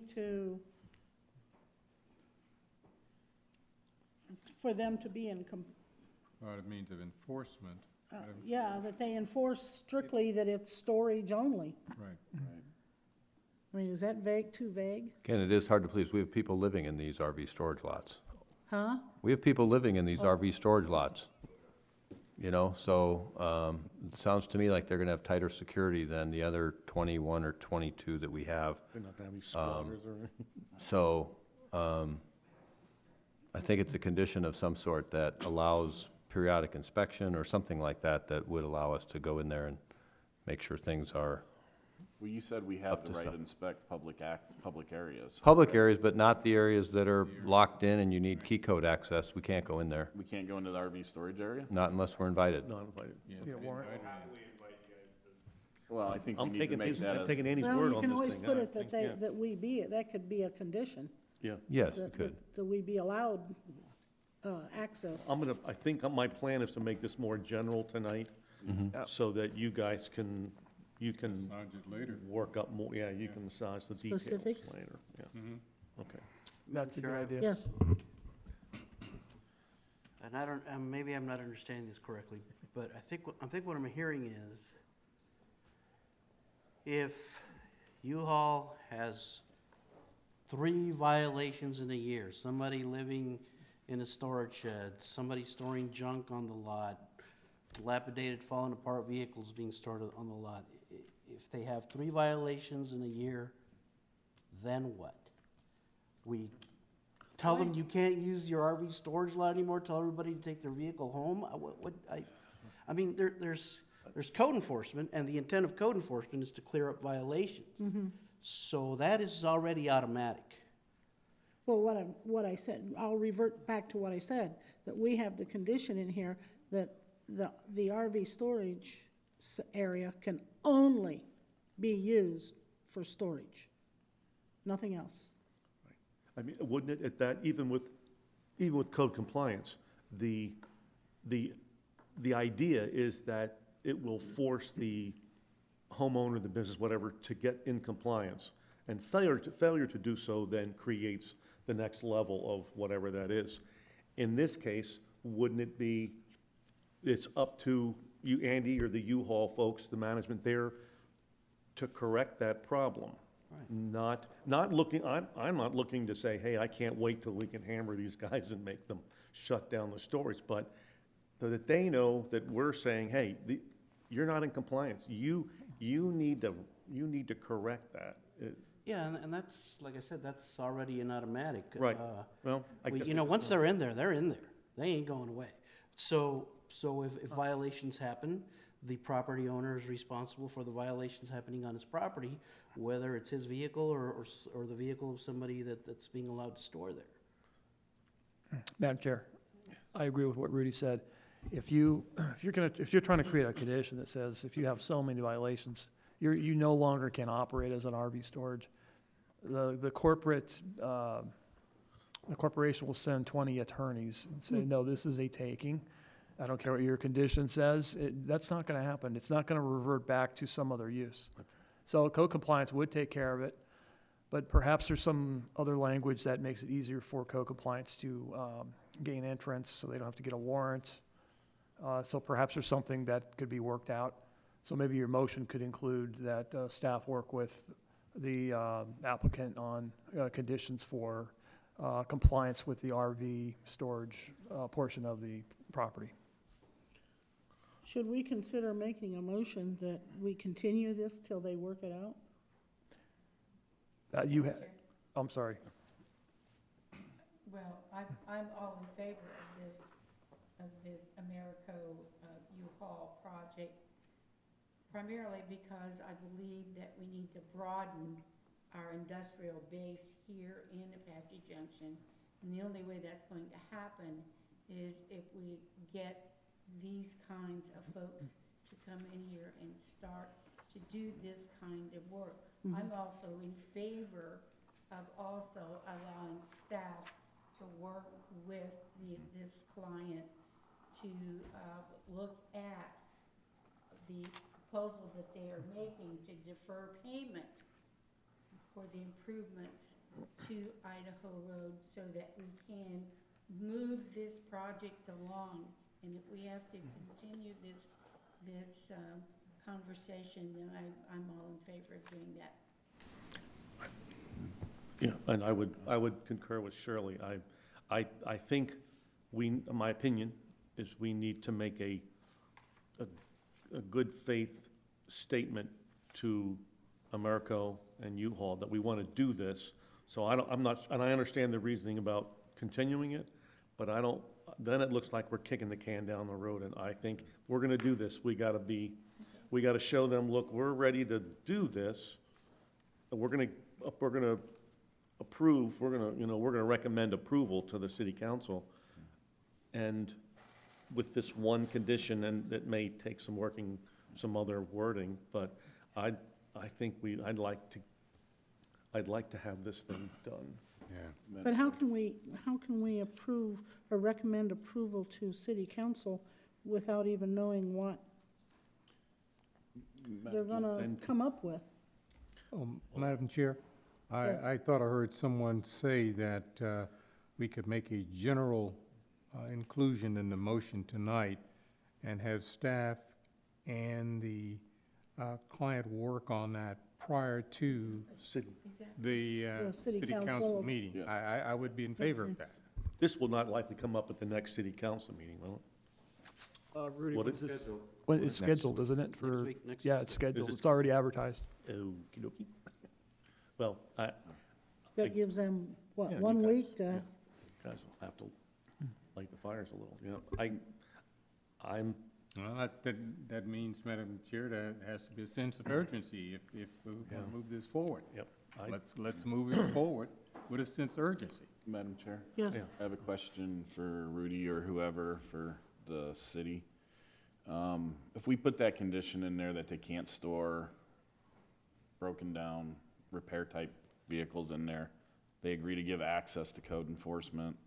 Do we, as with our nuisance ordinance and all that, do you believe we have sufficient ways to work that out and enforce the compliance? If that's for me, I'd Okay. agree. I'd say yes. Okay. So it would kind of operate the same way as a residential neighborhood.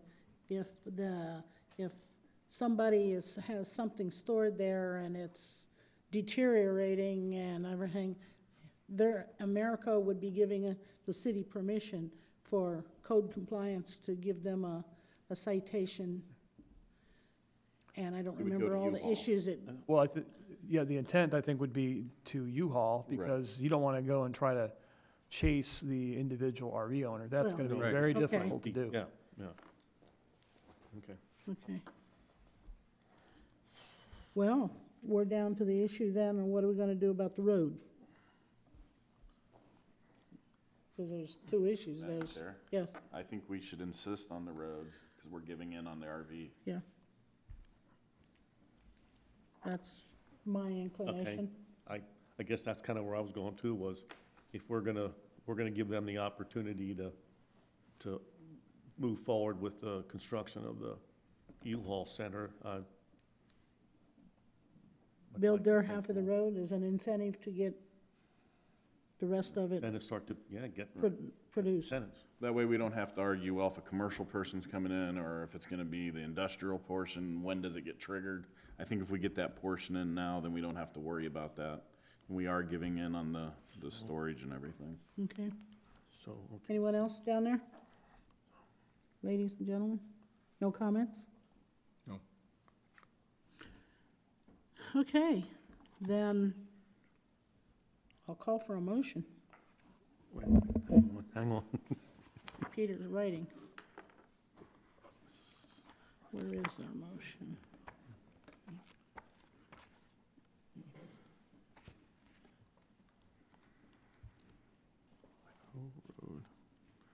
You want a 5-minute break? No, seriously. Can we Yeah, do a 5-minute break, just talk, so I can, 8:30. Okay, I'm gonna call for a 10-minute, 5-minute, 10-minute? I'm gonna 5 call minutes. for a 10-minute break. okay, good, because I got two second. things, one of which. Huh? I don't need a second. Yeah, the ordinance.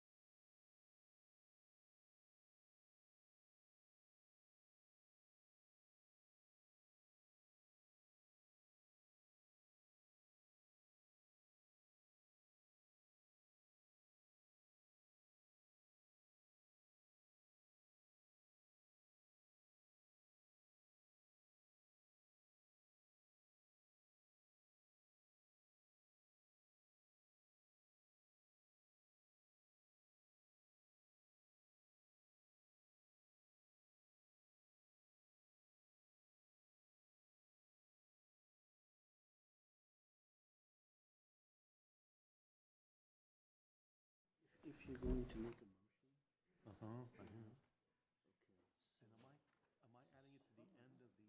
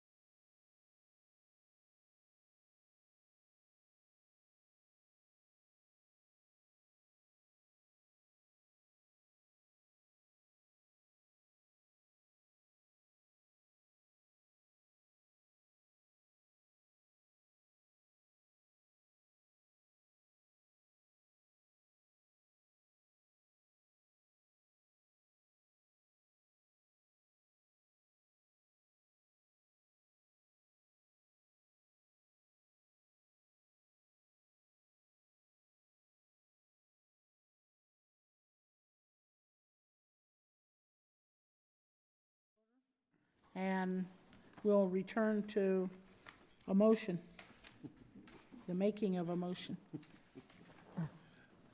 Okay. All right, Madam Chair. Yes.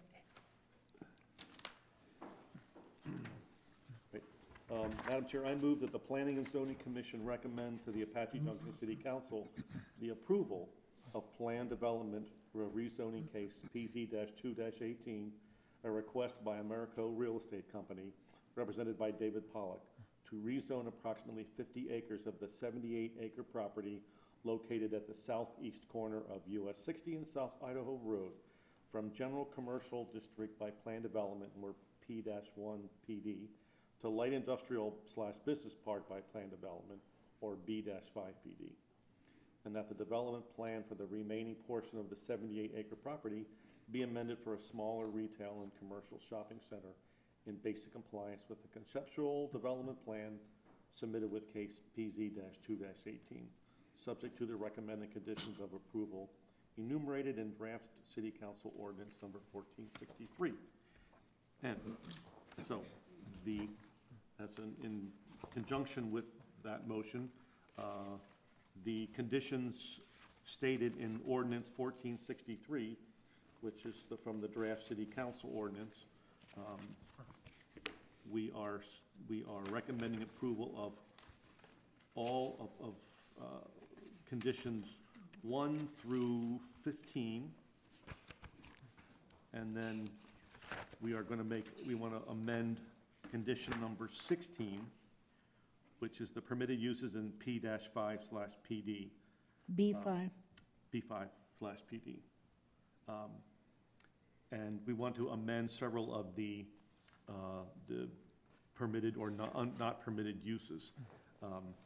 And if you look on page 9, 3/4 of the way down, there is a line that states there will be no RV, boat, or vehicle storage.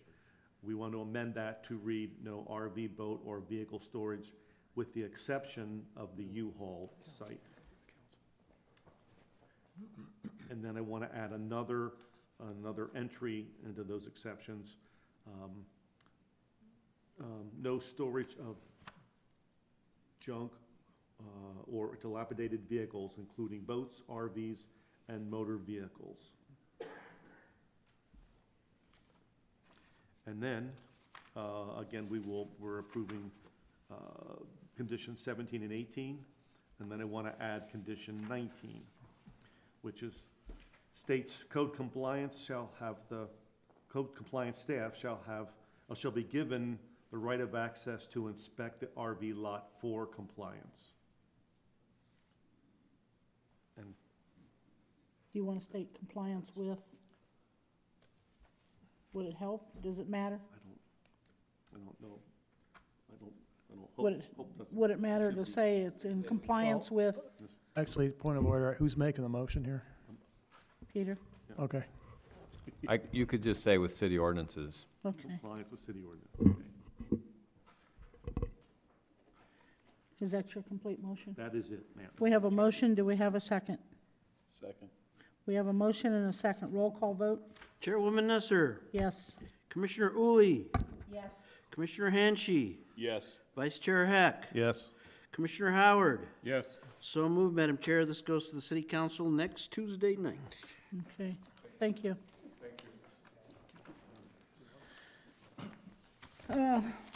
Let me find where we are in. I lost my space. Me too.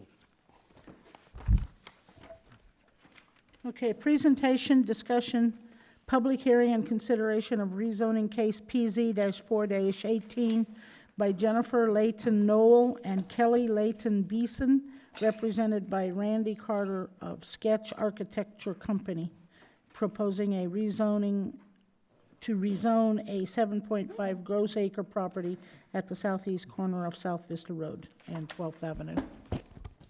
Thank you, Madam Chair. Once again, Rudy Esquivia, Senior Planner. Madam Chair, this is also a proposed rezoning. The property is a 7.5 acre property located at the southeast corner of East 12th Avenue and South Vista Road, near the intersection of South Tomahawk and Old West Highway. The property was developed for many, many years as a non-conforming auto wrecking yard.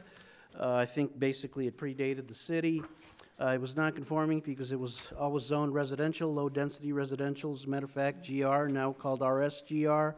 Around 2014, 2015, new owners bought the property, and they cleared the site of the old auto wrecking business. And ever since then, we have been in discussions previously with Mr. Blount and also the Laytons, and now specifically the Laytons, about redeveloping the 7.5 acres with a possible business park or light industrial type development, perhaps even a subdivision. So this is a proposed rezoning of the property from RSGR, single-family low-density residential, to B4 PD, light industrial business park by plan development. And in your packets, you have the conceptual development plans. Basically, the applicants are proposing to construct 10 buildings. The buildings are proposed to be around 9,600 square feet each, with the opportunity to divide each of those buildings with 3 suites. They could be rental suites, they could be condominium suites, commercial condominium suites through a subdivision process, which would have to follow the rezoning for various business tenants. The property, once again, located southeast corner of Vista and 12th. The property wraps around the Blount contracting business here. We've got the nursery west of Blount, and then we've got the old Broken Wheel our auto repair, and I think there's also a storage lot right here in the corner. So there's other commercial properties near the site. This property here, which is, I believe, is owned by the Dolly Steamboat people, is also zone commercial, and Mr. Blount, my understanding is, has now purchased additional commercial properties directly south of his site.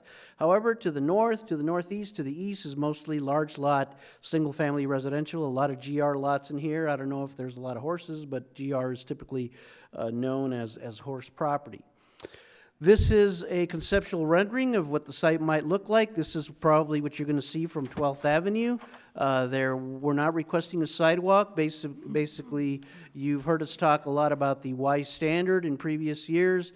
The Y standard is basically refers to the extent of street construction, whereas in other parts of the city, we would normally require sidewalk, curbing, gutters, street lights, fire hydrants, complete street improvements. In the Y standards, it's a lesser standard.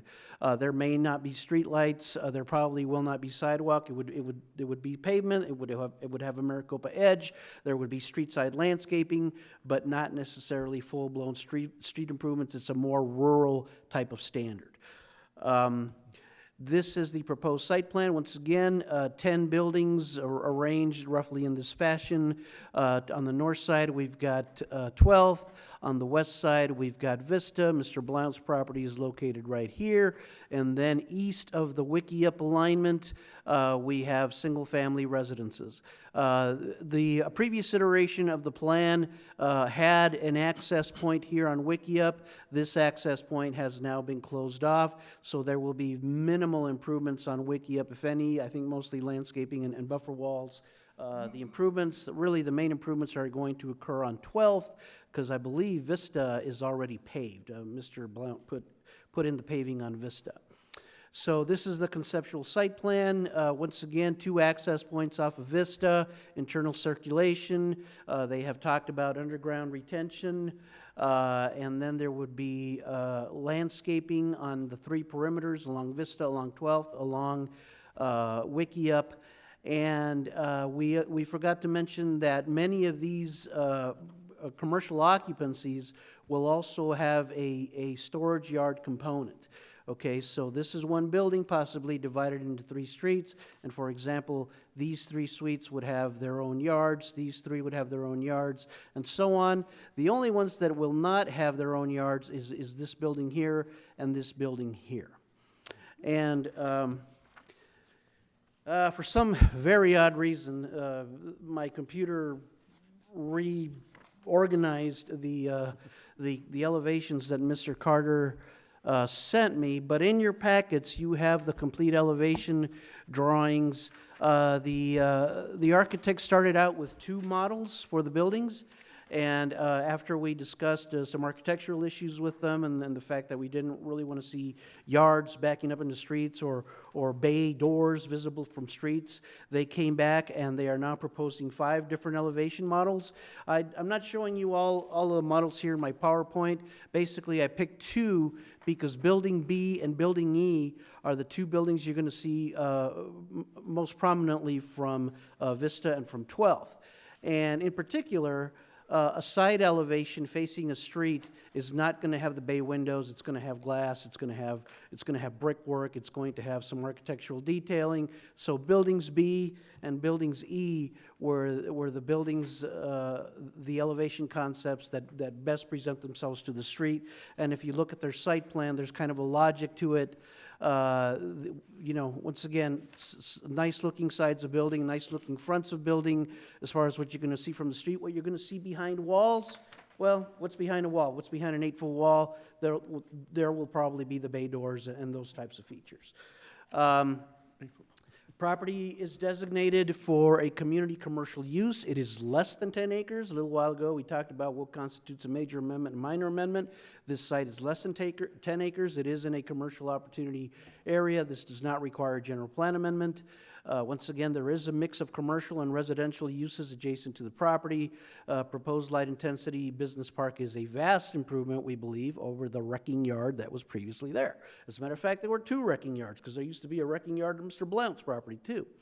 Appropriate landscape strips, buffers, and by buffers, of course, we mean walls, and limit on the uses can increase the neighborhood compatibility of this development adjacent to the residential. Street improvements in compliance with the Y standard will be required. Sewer and water service extension.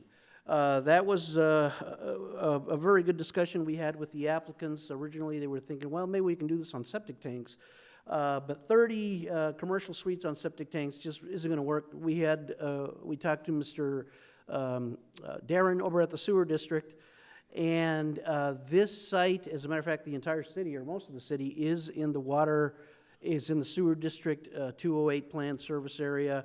Subdivisions pretty much have to hook up to sewers. So this property, for that reason, is required to hook up to sewer. Unfortunately, the nearest sewer line is about 1,000 feet away, south of Old West Highway on Wickiup, I believe, is the nearest connection. That would be on the east side of Mr. Kaufman's new Belagave development. But the applicants and Mr. Anglin can hopefully work out some cost sharing to lessen the burden on the developer. So extension of sewer and water. Property has good access from Old West Highway and Tomahawk, which will probably be the main access point to the property. You're going either east or west on Old West Highway, you turn north on Tomahawk, and then you turn east again on 12th. Once again, there are no access points planned on Wickiup with the current plan. The planned development zoning can be used to improve architecture and protect the neighborhood, once again with a palette of uses or a palette of exclusions, like we suggested, very similar to what we suggested in the U-Haul case. We have had some public inquiry. Most favor the development, especially with the limited palette of uses. Some worry about the effect on nearby homes. Once again, the neighborhood is mostly large lot, low-density residential. Yes, ma'am? I had one little question, because it's in here. But some, who's some? Well, I had, I think, 3 phone calls. Okay. One lady, or 2 folks who live to the east of the site, and the one lady had some concerns until I went through the palette of uses with her, and I think those, the recommended exclusions basically ease some of her concerns. Another lady came to the counter yesterday. We did give her a copy of the staff report. She expressed the same types of concerns. You know, you're putting this next to a residential neighborhood. She is here tonight, so I'll let her speak with her own concerns. And then I also got maybe 1, maybe 2 other phone calls. Of course, the applicants also had a public meeting, and in your packets is their public participation report summary. And according to their summary, the people who attended their public meeting were in favor of it. And once again, probably because, you know, for many, many, many years, they saw a wrecking yard there, and now there's going to be a brand new modern light industrial development. Recommended conditions: design of all buildings, landscape features in compliance with all applicable codes. Number 2, applicants comply with the conceptual development plans, and specifically we're calling out the plans that are date stamped March 20, which include the multiple building types A through E. And by the way, those buildings did come along from the original concept. We've got additional walls, we got some variation, we got some additional elevations, once again, better presentations along the streets. So the architecture has come along. We can still talk about metal buildings, because You know, I mean, there's a lot of metal incorporated into these buildings, but through a plan development, through more innovative architecture, we think we have come up with a reasonable compromise as far as the metal. Number 3, property owners dedicate all necessary right-of-way. We're talking Vista, 12th Avenue, and Wickiup, and the city engineer did give us his comments for what he's going to ask for in terms of street improvements. And then a catch-all regarding the off-sites on the on-sites, you know, undergrounding of utilities, circulation throughout the site. They did mention possibly doing underground retention. The building official also mentioned the ADA access throughout the whole site. In other words, if you're going to have sloping grades going to underground retention basins, you still have to allow for wheelchair access over the whole site. So that's basically what number 4 is getting to. Street furnished landscaping to be completed prior to building occupancy, retention basins according to our normal standard, building mounted and monument signs in compliance with our sign code, building heights, standard building heights in this particular area. Once again, more of a residential scale as opposed to the U-Haul site, which is next to the freeway. You can have taller buildings. Here, we probably want to stick with our standards. We are asking for a decorative masonry pony wall along 12th. Their site plan shows some parking spaces that are going to be facing 12th, so we want to screen the headlights from shining onto 12th Avenue. So normally a little 3-foot or 4-foot pony wall will take care of that. However, along Wickiup, which is the east side of the property that faces the residential neighborhood, we are asking for a 8-foot masonry wall to screen the industrial park from the residential area. No stacking of materials in the yards taller than the heights of the walls, no visible concertina or razor wire. Developers responsible for all permits, all development fees, all permit fees, plan review, the normal standard. Developers shall identify on all site plans accommodations for motorcycle parking. And that basically is in reference to, with a couple of developments, we've given a developer credit for providing motorcycle spaces and bicycle spaces. You know, give us a couple of motorcycle spaces or a couple of bike spaces and you know, in exchange for a parking space, that kind of thing.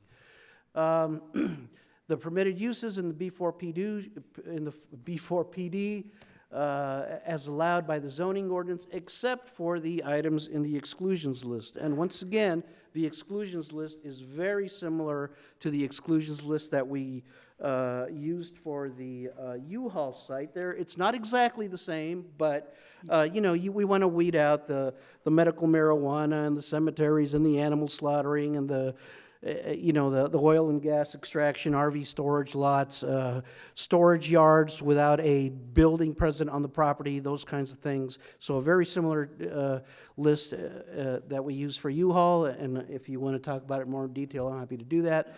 The future land division, we mentioned a little bit ago that as we met with the applicants last week, and they now see the advantage of perhaps conduing out the individual suites so that the rezoning process would be followed by a subdivision process for the purpose of being able to create suites that could be sold off to individual businesses. Of course, everything else would have to be common area. There would have to be like a business owners association, kind of like an HOA, to maintain all the common areas and the internal drives and the perimeter landscaping.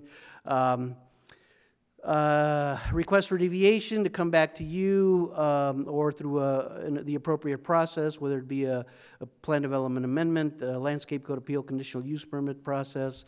Developers coordinate. There's one other item. Developers to coordinate with the utility companies to relinquish easements. There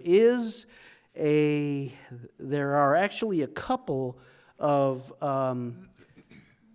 federal patented easements that run through the site. Unfortunately, this drawing doesn't show it, but there's an FPE, a 66-foot wide FPE that runs down this way, and I believe there's another 33-foot portion that runs along this way. The city has relinquished its right to ever build a roadway on those easements. Through the platting process, we will also work with the utility companies to get them to relinquish their rights. If they need to reroute their easements, hopefully there are no facilities in there, but they should have plenty of opportunity to provide for those easements elsewhere and not where future buildings are proposed to go. And once again, Madam Chair, I believe that's it. I'd be happy to answer any questions. Questions? Anyone? I think it's pretty straightforward. Yeah. Okay, thank you. Does the developer wish to speak? Good evening, Madam Chair and Commissioners. My name is Randy Carter. I represent Sketch Architecture Company. I have the owners, Mr. Noel and Mr. Beeson are here representing their wives, who are the actual owners of the property. Rudy did such a great job on this. I'll go through, I have 5 little slides. Most of them you've seen. The first is the correct coloring on the rendering for the buildings. The other was a bit blue. You'll notice how we've articulated the facades of the building so that they may have a lot of metal on it, which is a very contemporary material that is very much desired by the development community. So we want these to be very attractive and very contemporary in nature. Our site, which you have heard from Rudy. On our site plan, we'd like to let you know that the main reason we removed our entrance here is we had one actual written comment, and there were several others that didn't really want to have WikiUp developed. It really doesn't go anywhere. And so in order to do that, we eliminated that exit, so we would just landscape it, 8-foot fence. There's no barbed wire or razor wire that would be on top of this. That would be illegal to do. These are very small storage yards. It's not intended for large-scale types of stacking stuff. The fact is, you have to access those yards from through the building. None of them have outside gates. So we've articulated the outside, especially on these buildings up here along the road, where the back sides where the roll-up doors would have been, are now glass panels that can accommodate retail, if are limited retail that might go in there, very limited. Everything else is very straightforward. These are different ideas that we had in working with staff to make contemporary buildings that would be compatible in this particular area and very desirable to those that would like to purchase them or rent them. Mostly and under Rudy's tutorage here, the visual interest of varying the elevations, I think, was a very well stated mandate that the city needed. And in looking at it and what it accomplished, we very much agree that that was a great idea. And then I will open it to any questions you may have. I'm just kind of, the only thing, it's a curiosity question.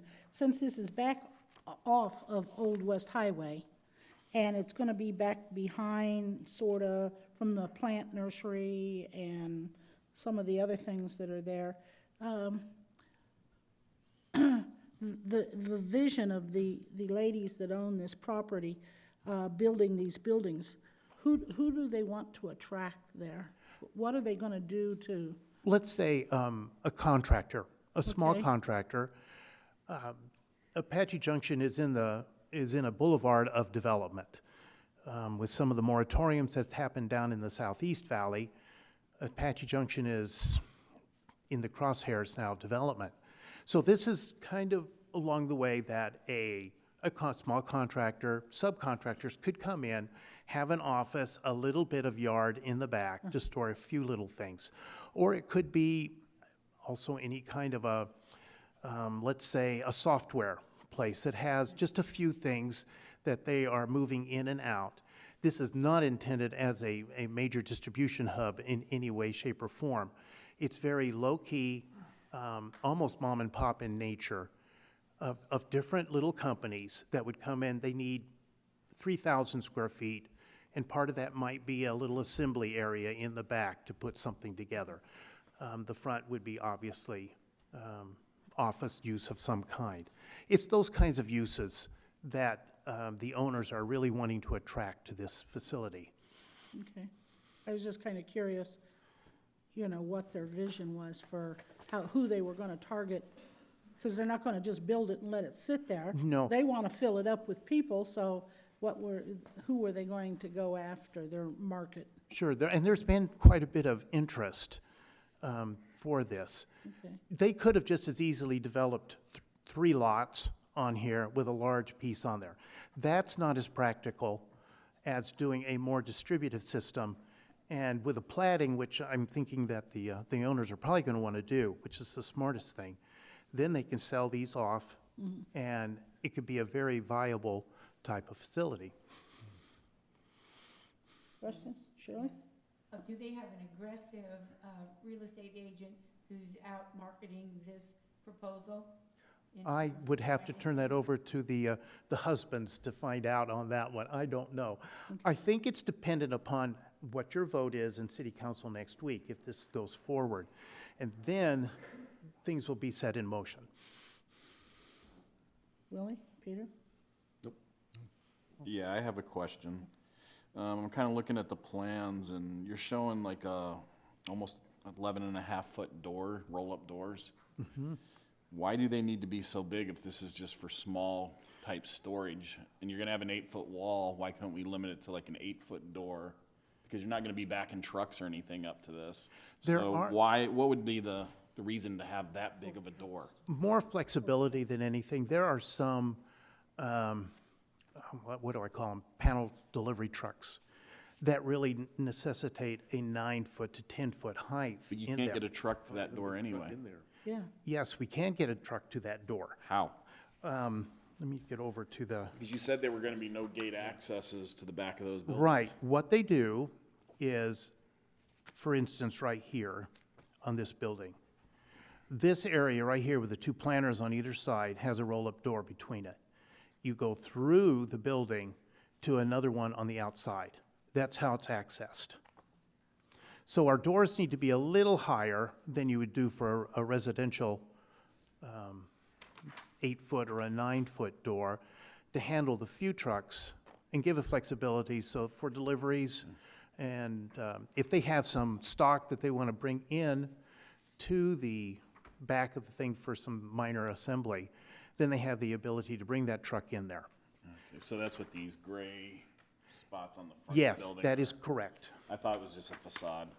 Sorry. It's only on the ones along the street, E and B, where you have that. I mean, those are all glass facades on there, because there's no doors that go through. Right, but I'm looking at buildings like 7, 8, and 9, the backs Right. of them and everything, because that's gonna be going to residentials. Those all will go through that same way. Okay. I don't think it's, Will the back doors look the same as these front ones? Yes. All decorative and Yeah, everything? there will be a decorative door.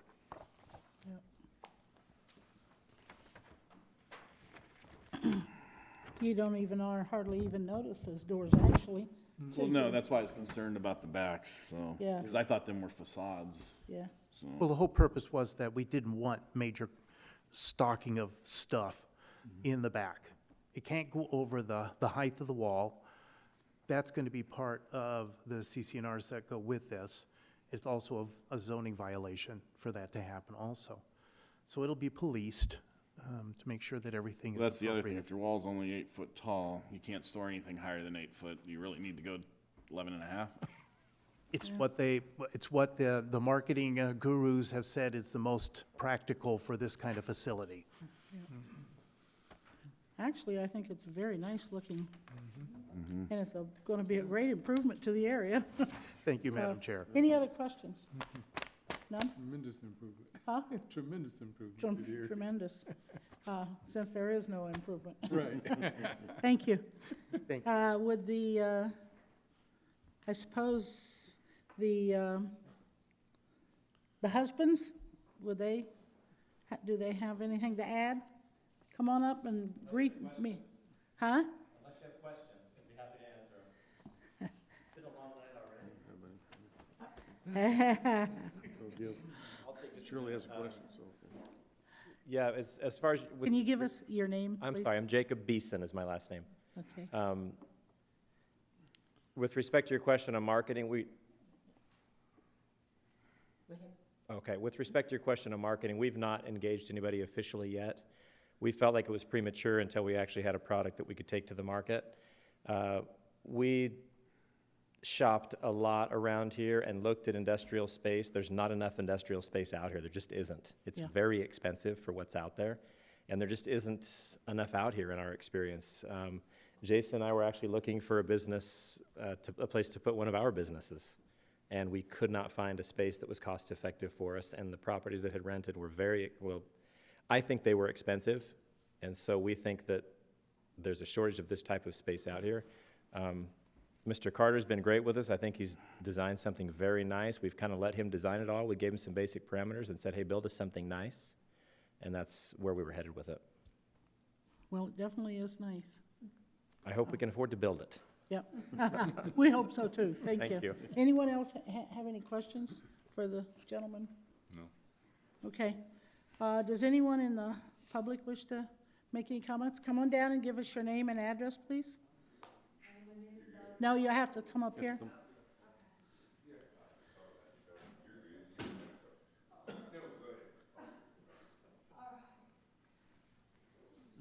My name is Valerie Martin, and I live on, at 2166 East 12th Avenue.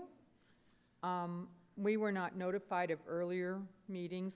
This mailing came out the 26th of last month, and I didn't receive it until April 2nd at 9 o'clock at night because I was out of town. I was shocked by this. I bought this property in January of 2016. The junkyard was long gone. It must have been a great improvement, but I didn't move in next to a junkyard. I didn't buy a house next to a junkyard. So the signage for this site was put on the roadway in such a position that the only people that could see it were the people directly across the street from it coming out of their personal driveways. So although I've been coming and going, I never saw that sign until tonight on my way over here. And I think other people can, I've taken pictures of it.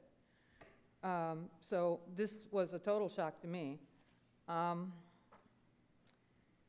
My first thought is increased traffic on the street through our neighborhood. It's a very quiet street because it doesn't really go quite all the way through without going through washes and dips and stuff.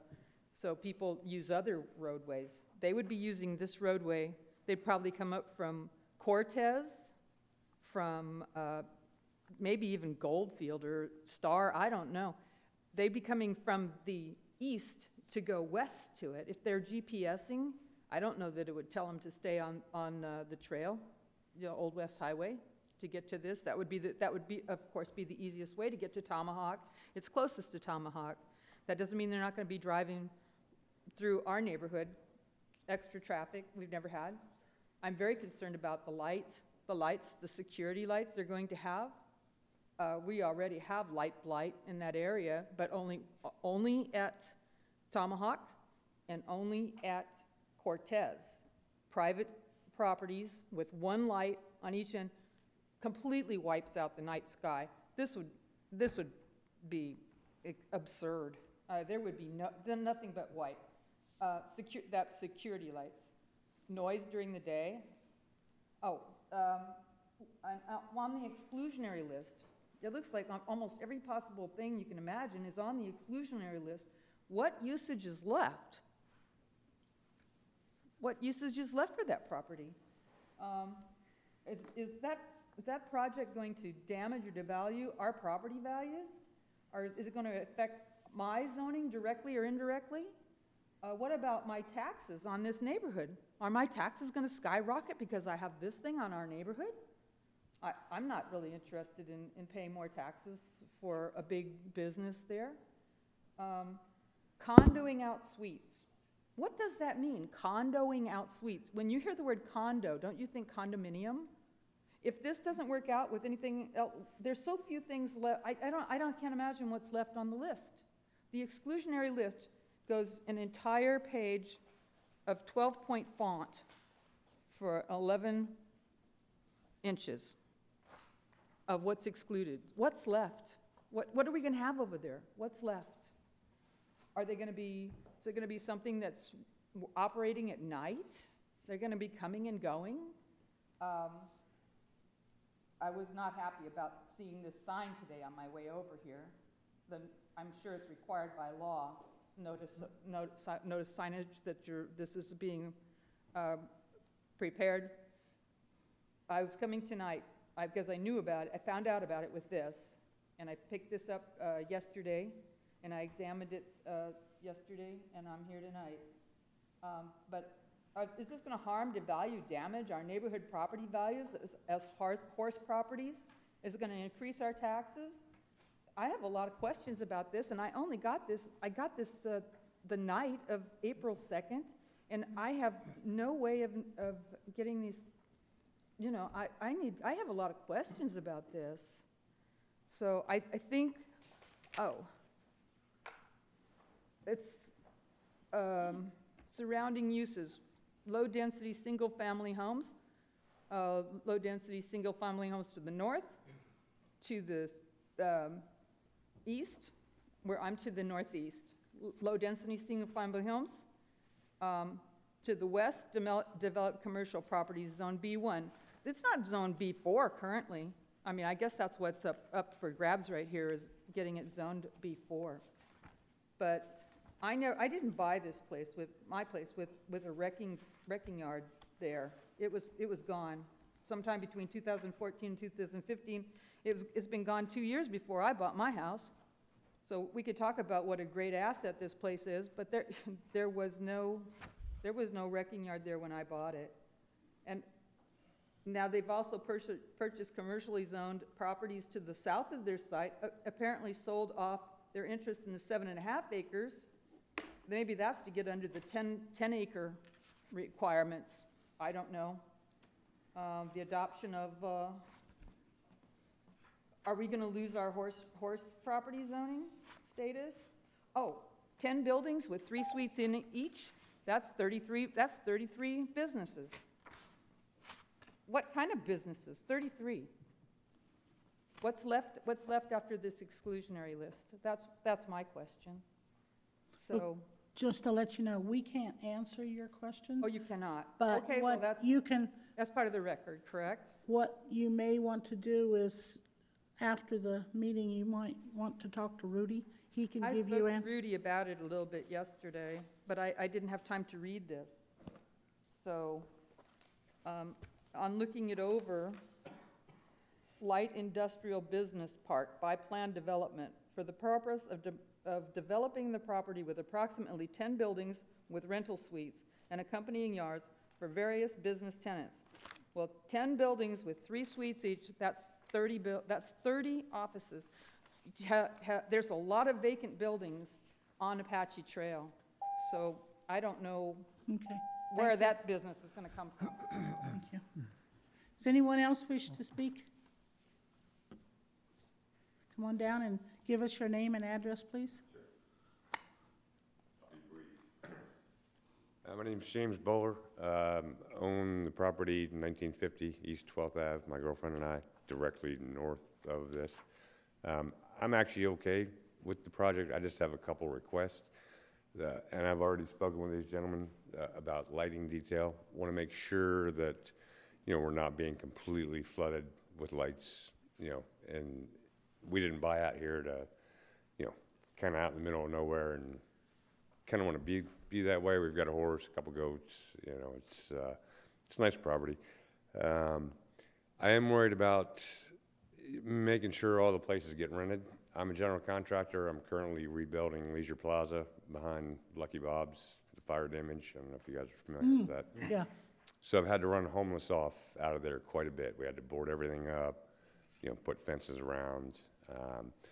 Biggest thing with me is making sure that it doesn't turn into a place that's not rented and, having a lot of homeless hanging out there. I'll be running them off, obviously, if that does happen, but again, the last thing is just the hours of usage. Would like to make sure we're kind of at if we could add something that it's a 8 to 5 or 8 to 6 kind of thing. Definitely don't want a 24-hour operation in there if that's at all possible. I don't know if there could be an addendum onto that possibly, but other than that, don't really have anything else. So Okay, Thank you guys for your time. thank you. Appreciate it. Anyone else? Seeing none, I'll close the public portion, and we'll open it up for discussion. And I'd like to ask Rudy, can you please, for all the sake of all of us, just to put it on the record, explain to us the two questions about lighting. We have dark sky. Yes, ma'am. So can you tell us exactly what that means? Dark sky basically means that at the time of development, the developers would have to come up with a photometric survey which demonstrates that ambient light is not leaking out beyond the confines of their development. All lights need to be pointed downward. If there is any brightness impact on a neighborhood, lights would then have to be shielded. So the idea is to minimize light from migrating off the site as best as possible. Okay, And, you can't exceed a certain wattage with incandescent bulbs and things like that. okay, that, and It's the to other, preserve the night sky. for the zoning, for the B4 zoning, Yes. what, Well, what is the limitations or anything as far, for whatever it's zoned for, hours of operation for the types of We operation? have not discussed the idea of hours of operation. If that is a condition that the commission would like to add, for example, you could add a condition that no outside activity be conducted from X time to X time. So that's one possible way to handle it. And I'm sorry, what was the other one about the? Well, just however it's zoned, what, as far as if there was any limitations to hours of operation. Well, we do have nuisance laws. And Yeah. a nuisance complaint can be filed any time of day. So it's incumbent on the people who do business in here to be neighborhood friendly. Of course, that doesn't always happen, but if you would like an additional safeguard, you can add a condition that limits the hours of operation, or at least outside hours of Okay, operation. and also just to answer the basic question that was asked, for the B4 zoning, what types of businesses are allowed? Madam Chair, we have 9 pages Yeah, of I know. uses in our commercial zoning matrix, and I would be happy to give Ms. Martin a copy of all of the uses that are allowed. But basically, like Mr. Carter said, they're trying to, we're trying to attract maybe some light manufacturing, offices, small businesses, mom and pop kind of things. None of these buildings, none of these suites are really large enough to attract a large contractor or a large manufacturing type of facility. So that by designing the project the way it is, it kind of limits on what uses are going to go in there. But generally speaking, light industrial business park type uses is the ideal tenant that we would like to see go in there. And that in and of itself then will probably limit the amount of traffic, Yes, ma'am. because They it do won't meet their be, parking requirement. As a matter of fact, they're a little bit over on their parking requirement. And the streets, Tomahawk, Old West Highway, of course, are dedicated public streets. The applicants are also being asked to dedicate any streets immediately surrounding their site. So, and along with the improvements, and that's typically how we end up gaining right away. and tell me again, Rudy, because I'll be honest with you, I probably didn't pay close enough attention. Where is the, from where the houses are on this drawing, where the ingress and egress is from where the houses are?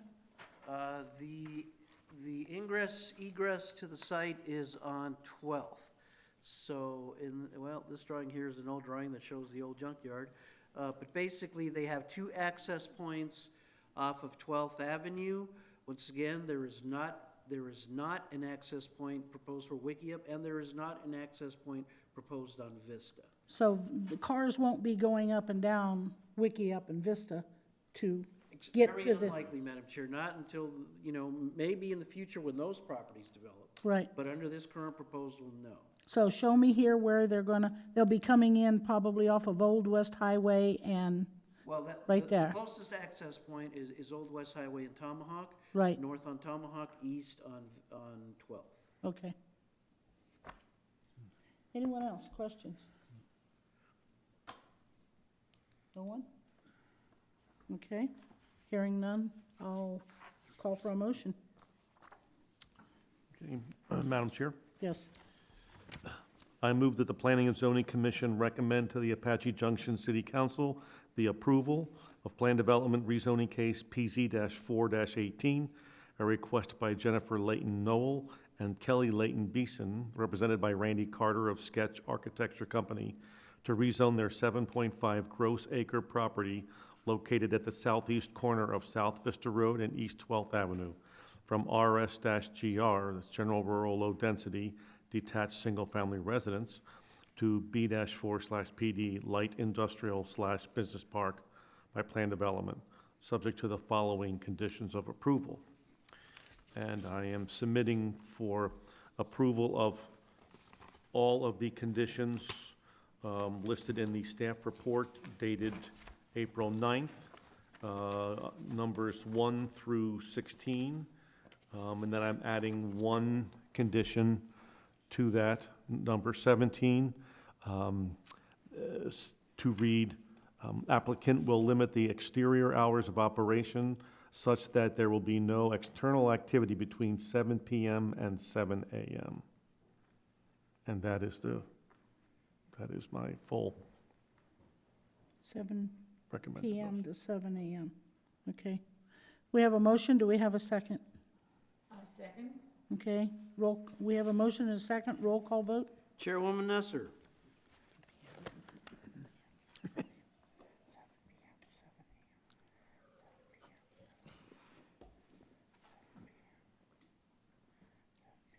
Yes. Commissioner Uli. Yes. Commissioner Hanshi. No. Vice Chair Heck. Yes. Commissioner Howard. Yes. 4 in favor, 1 opposed. The motion passes, Madam Chair. This case also goes to the City Council next Tuesday. Okay. We'll move on to the third and final hearing, which is presentation, discussion, public hearing, and consideration of case PZ-2-19, a city-initiated corrective rezoning of the Smoke Tree-Warner neighborhood from medium-density, single-family detached residential to medium-high-density, single-family detached residential. Good evening. My name is Juliana Pierre. I'm a planning intern at Development Services. Tonight we will be discussing the corrective rezoning. Excuse me, ma'am, if you wish, you can go out in the lobby, but we are still holding a meeting. Sorry. Thank you. Discussing the city-initiated corrective rezoning from RS-20M to RS-7M for the Smoke Tree-Warner neighborhood. So a little bit of background about this area. When the city of Apache Junction was originally incorporated in 1978, the zoning applied to this neighborhood was originally TH, or Trailer Home Site Zone. The zoning had a minimum lot size of 8,000 square feet. Currently, the area consists of 41 parcels of residential lots that were created by numerous land divisions prior to the city adopting rules for land splits. In 2014, the city adopted a new zoning ordinance and new zoning district maps, and the properties were given the new zoning designation of RS-20M, or medium density single-family detached residential, for both conventional and manufactured homes. The current zoning for the subject sites is RS-20M, and the surrounding uses are all zoned residential, specifically RS-20M, RSGR, and MHP. Since the area is designated medium-density residential and all the adjacent lots are zoned residential, the zoning is in compliance with the general plan as well. So asking why rezone this area, the RS-20M zoning district requires that the minimum lot size for these lots be 20,000 square feet. And currently, the lot sizes average about 9,000 square feet due to those land splits that I spoke of, making all of the lots non-conforming under the current zoning. City staff took notice of the issue when homeowners were attempting to build new manufactured homes on sites and discovered these nonconformities. So the city initiated to rezone all of the properties in the area to RS7M in an effort to correct the zoning and simplify the process of homeowners wanting to develop or redevelop their lots. City staff hosted a neighborhood meeting on the 6th of March. We only had one property owner in attendance at the meeting, but we did explain the rezoning to him, and we answered some of the questions that he had, reiterating that the zoning would not affect the existing buildings on the lots unless new construction was initiated, that we are only attempting to correct the zoning and nonconformities that exist in the neighborhood and to only simplify the development or redevelopment process for the people who live there. And the staff does recommend that the existing structures be moved out of setbacks, but we are not requiring it. So these are the residential bulk regulations. On the top you have RS20M, and on the bottom you have RS7M, which is the proposed zoning for this area. So the noticeable changes are the front setback, which would change from 25 feet to 20 feet, interior side setbacks from 10 to 7, and the lot width, 80 feet to 60 feet. This can also be seen in the 5th exhibit, so the very last page of the staff report. So we are recommending approval with these 6 conditions. The conditions are described in detail in the staff report, and on the slides they are summarized. So the bulk regulations, to follow the bulk regulations for RS7M found in the code, applying to future development and redevelopment of lots in the Smoke Tree Warner neighborhood, any non-conforming lots or structures will be considered legally non-conforming and are subject to the requirements in the code. A non-conforming use structure cannot expand beyond the 50% rule, as in the code. All the regulations from the code apply to lots in the neighborhood. All applicable permits shall be applied for, and plans shall be designed to current city codes, and all current homeowners within the Smoke Tree Warner neighborhood shall receive formal notice related to this rezoning. And then, if it's approved, we will have the city council public hearing next Tuesday, and then we're opening it for questions and discussion. I only have one question, and I'm not sure if you can answer it, but if not, Rudy, which is back on that first page, what was it? No. The conditions. Oh, okay.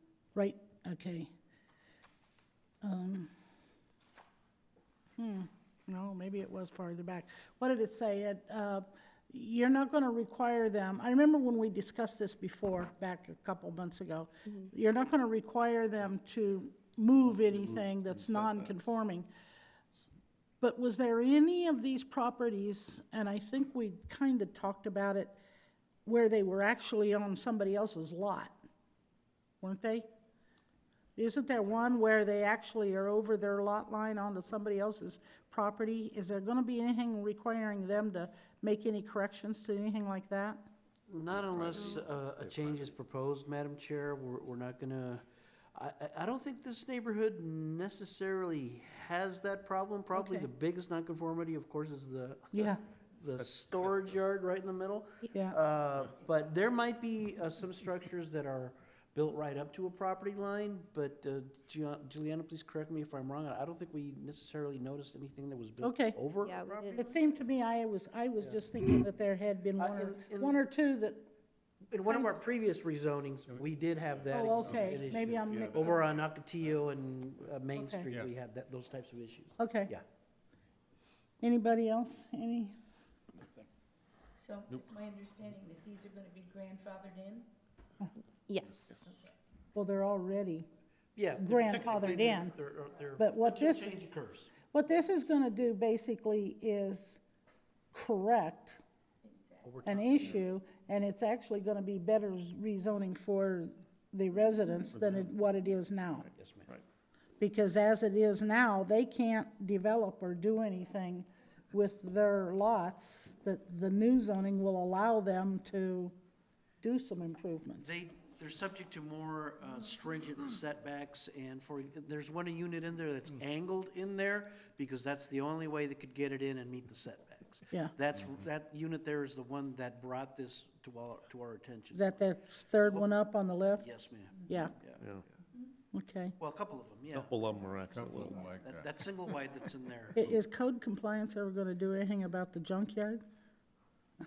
we will. Are you making a complaint? 'Cause I mean, No, Told you it's an auto dealership. it is, that's pretty hard to see from Smoke Tree yeah, or Desert View, so. okay, Again, if a neighbor complains with our amendments to the code, if they're visible from a neighbor's property, we can certainly deal with that. But that's essentially a private easements through there, so normally we don't go up those private easements. okay. And you don't see it from the street, so it doesn't exist. Okay. Anybody else have any questions for this lovely lady? Thank you. Thank you, Julianne. We don't have a developer, so do you have anything to add? We have an audience member. Oh, that's right. Yeah, Would you like to speak? no. You're the last person left. Are you sure? Come Now's on. your Yeah, chance. come on, please, please. Okay, I'll close the public portion and open this for, is there any discussion? Okay, if there's no discussion, I'll call for a motion.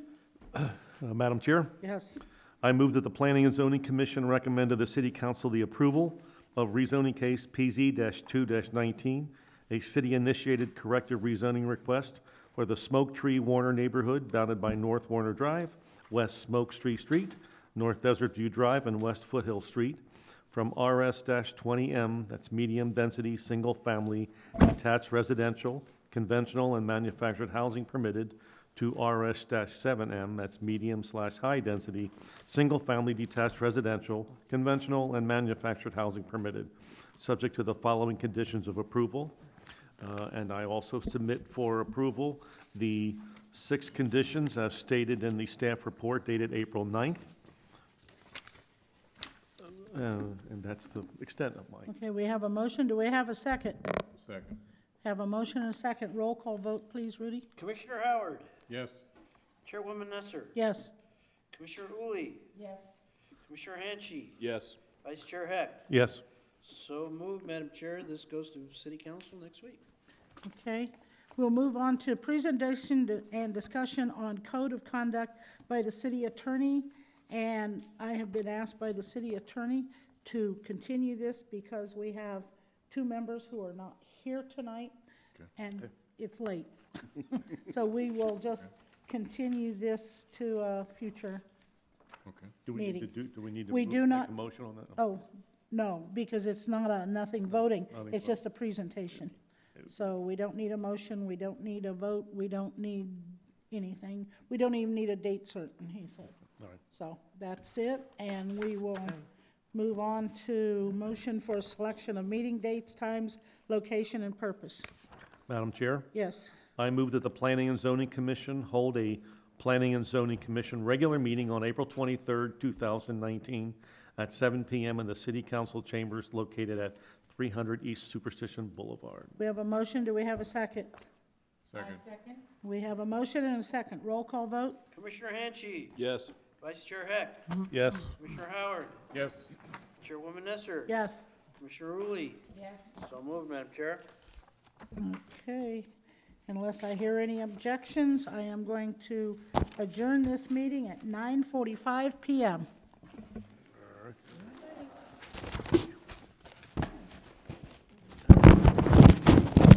Oops, that was Well, me. let's see, we made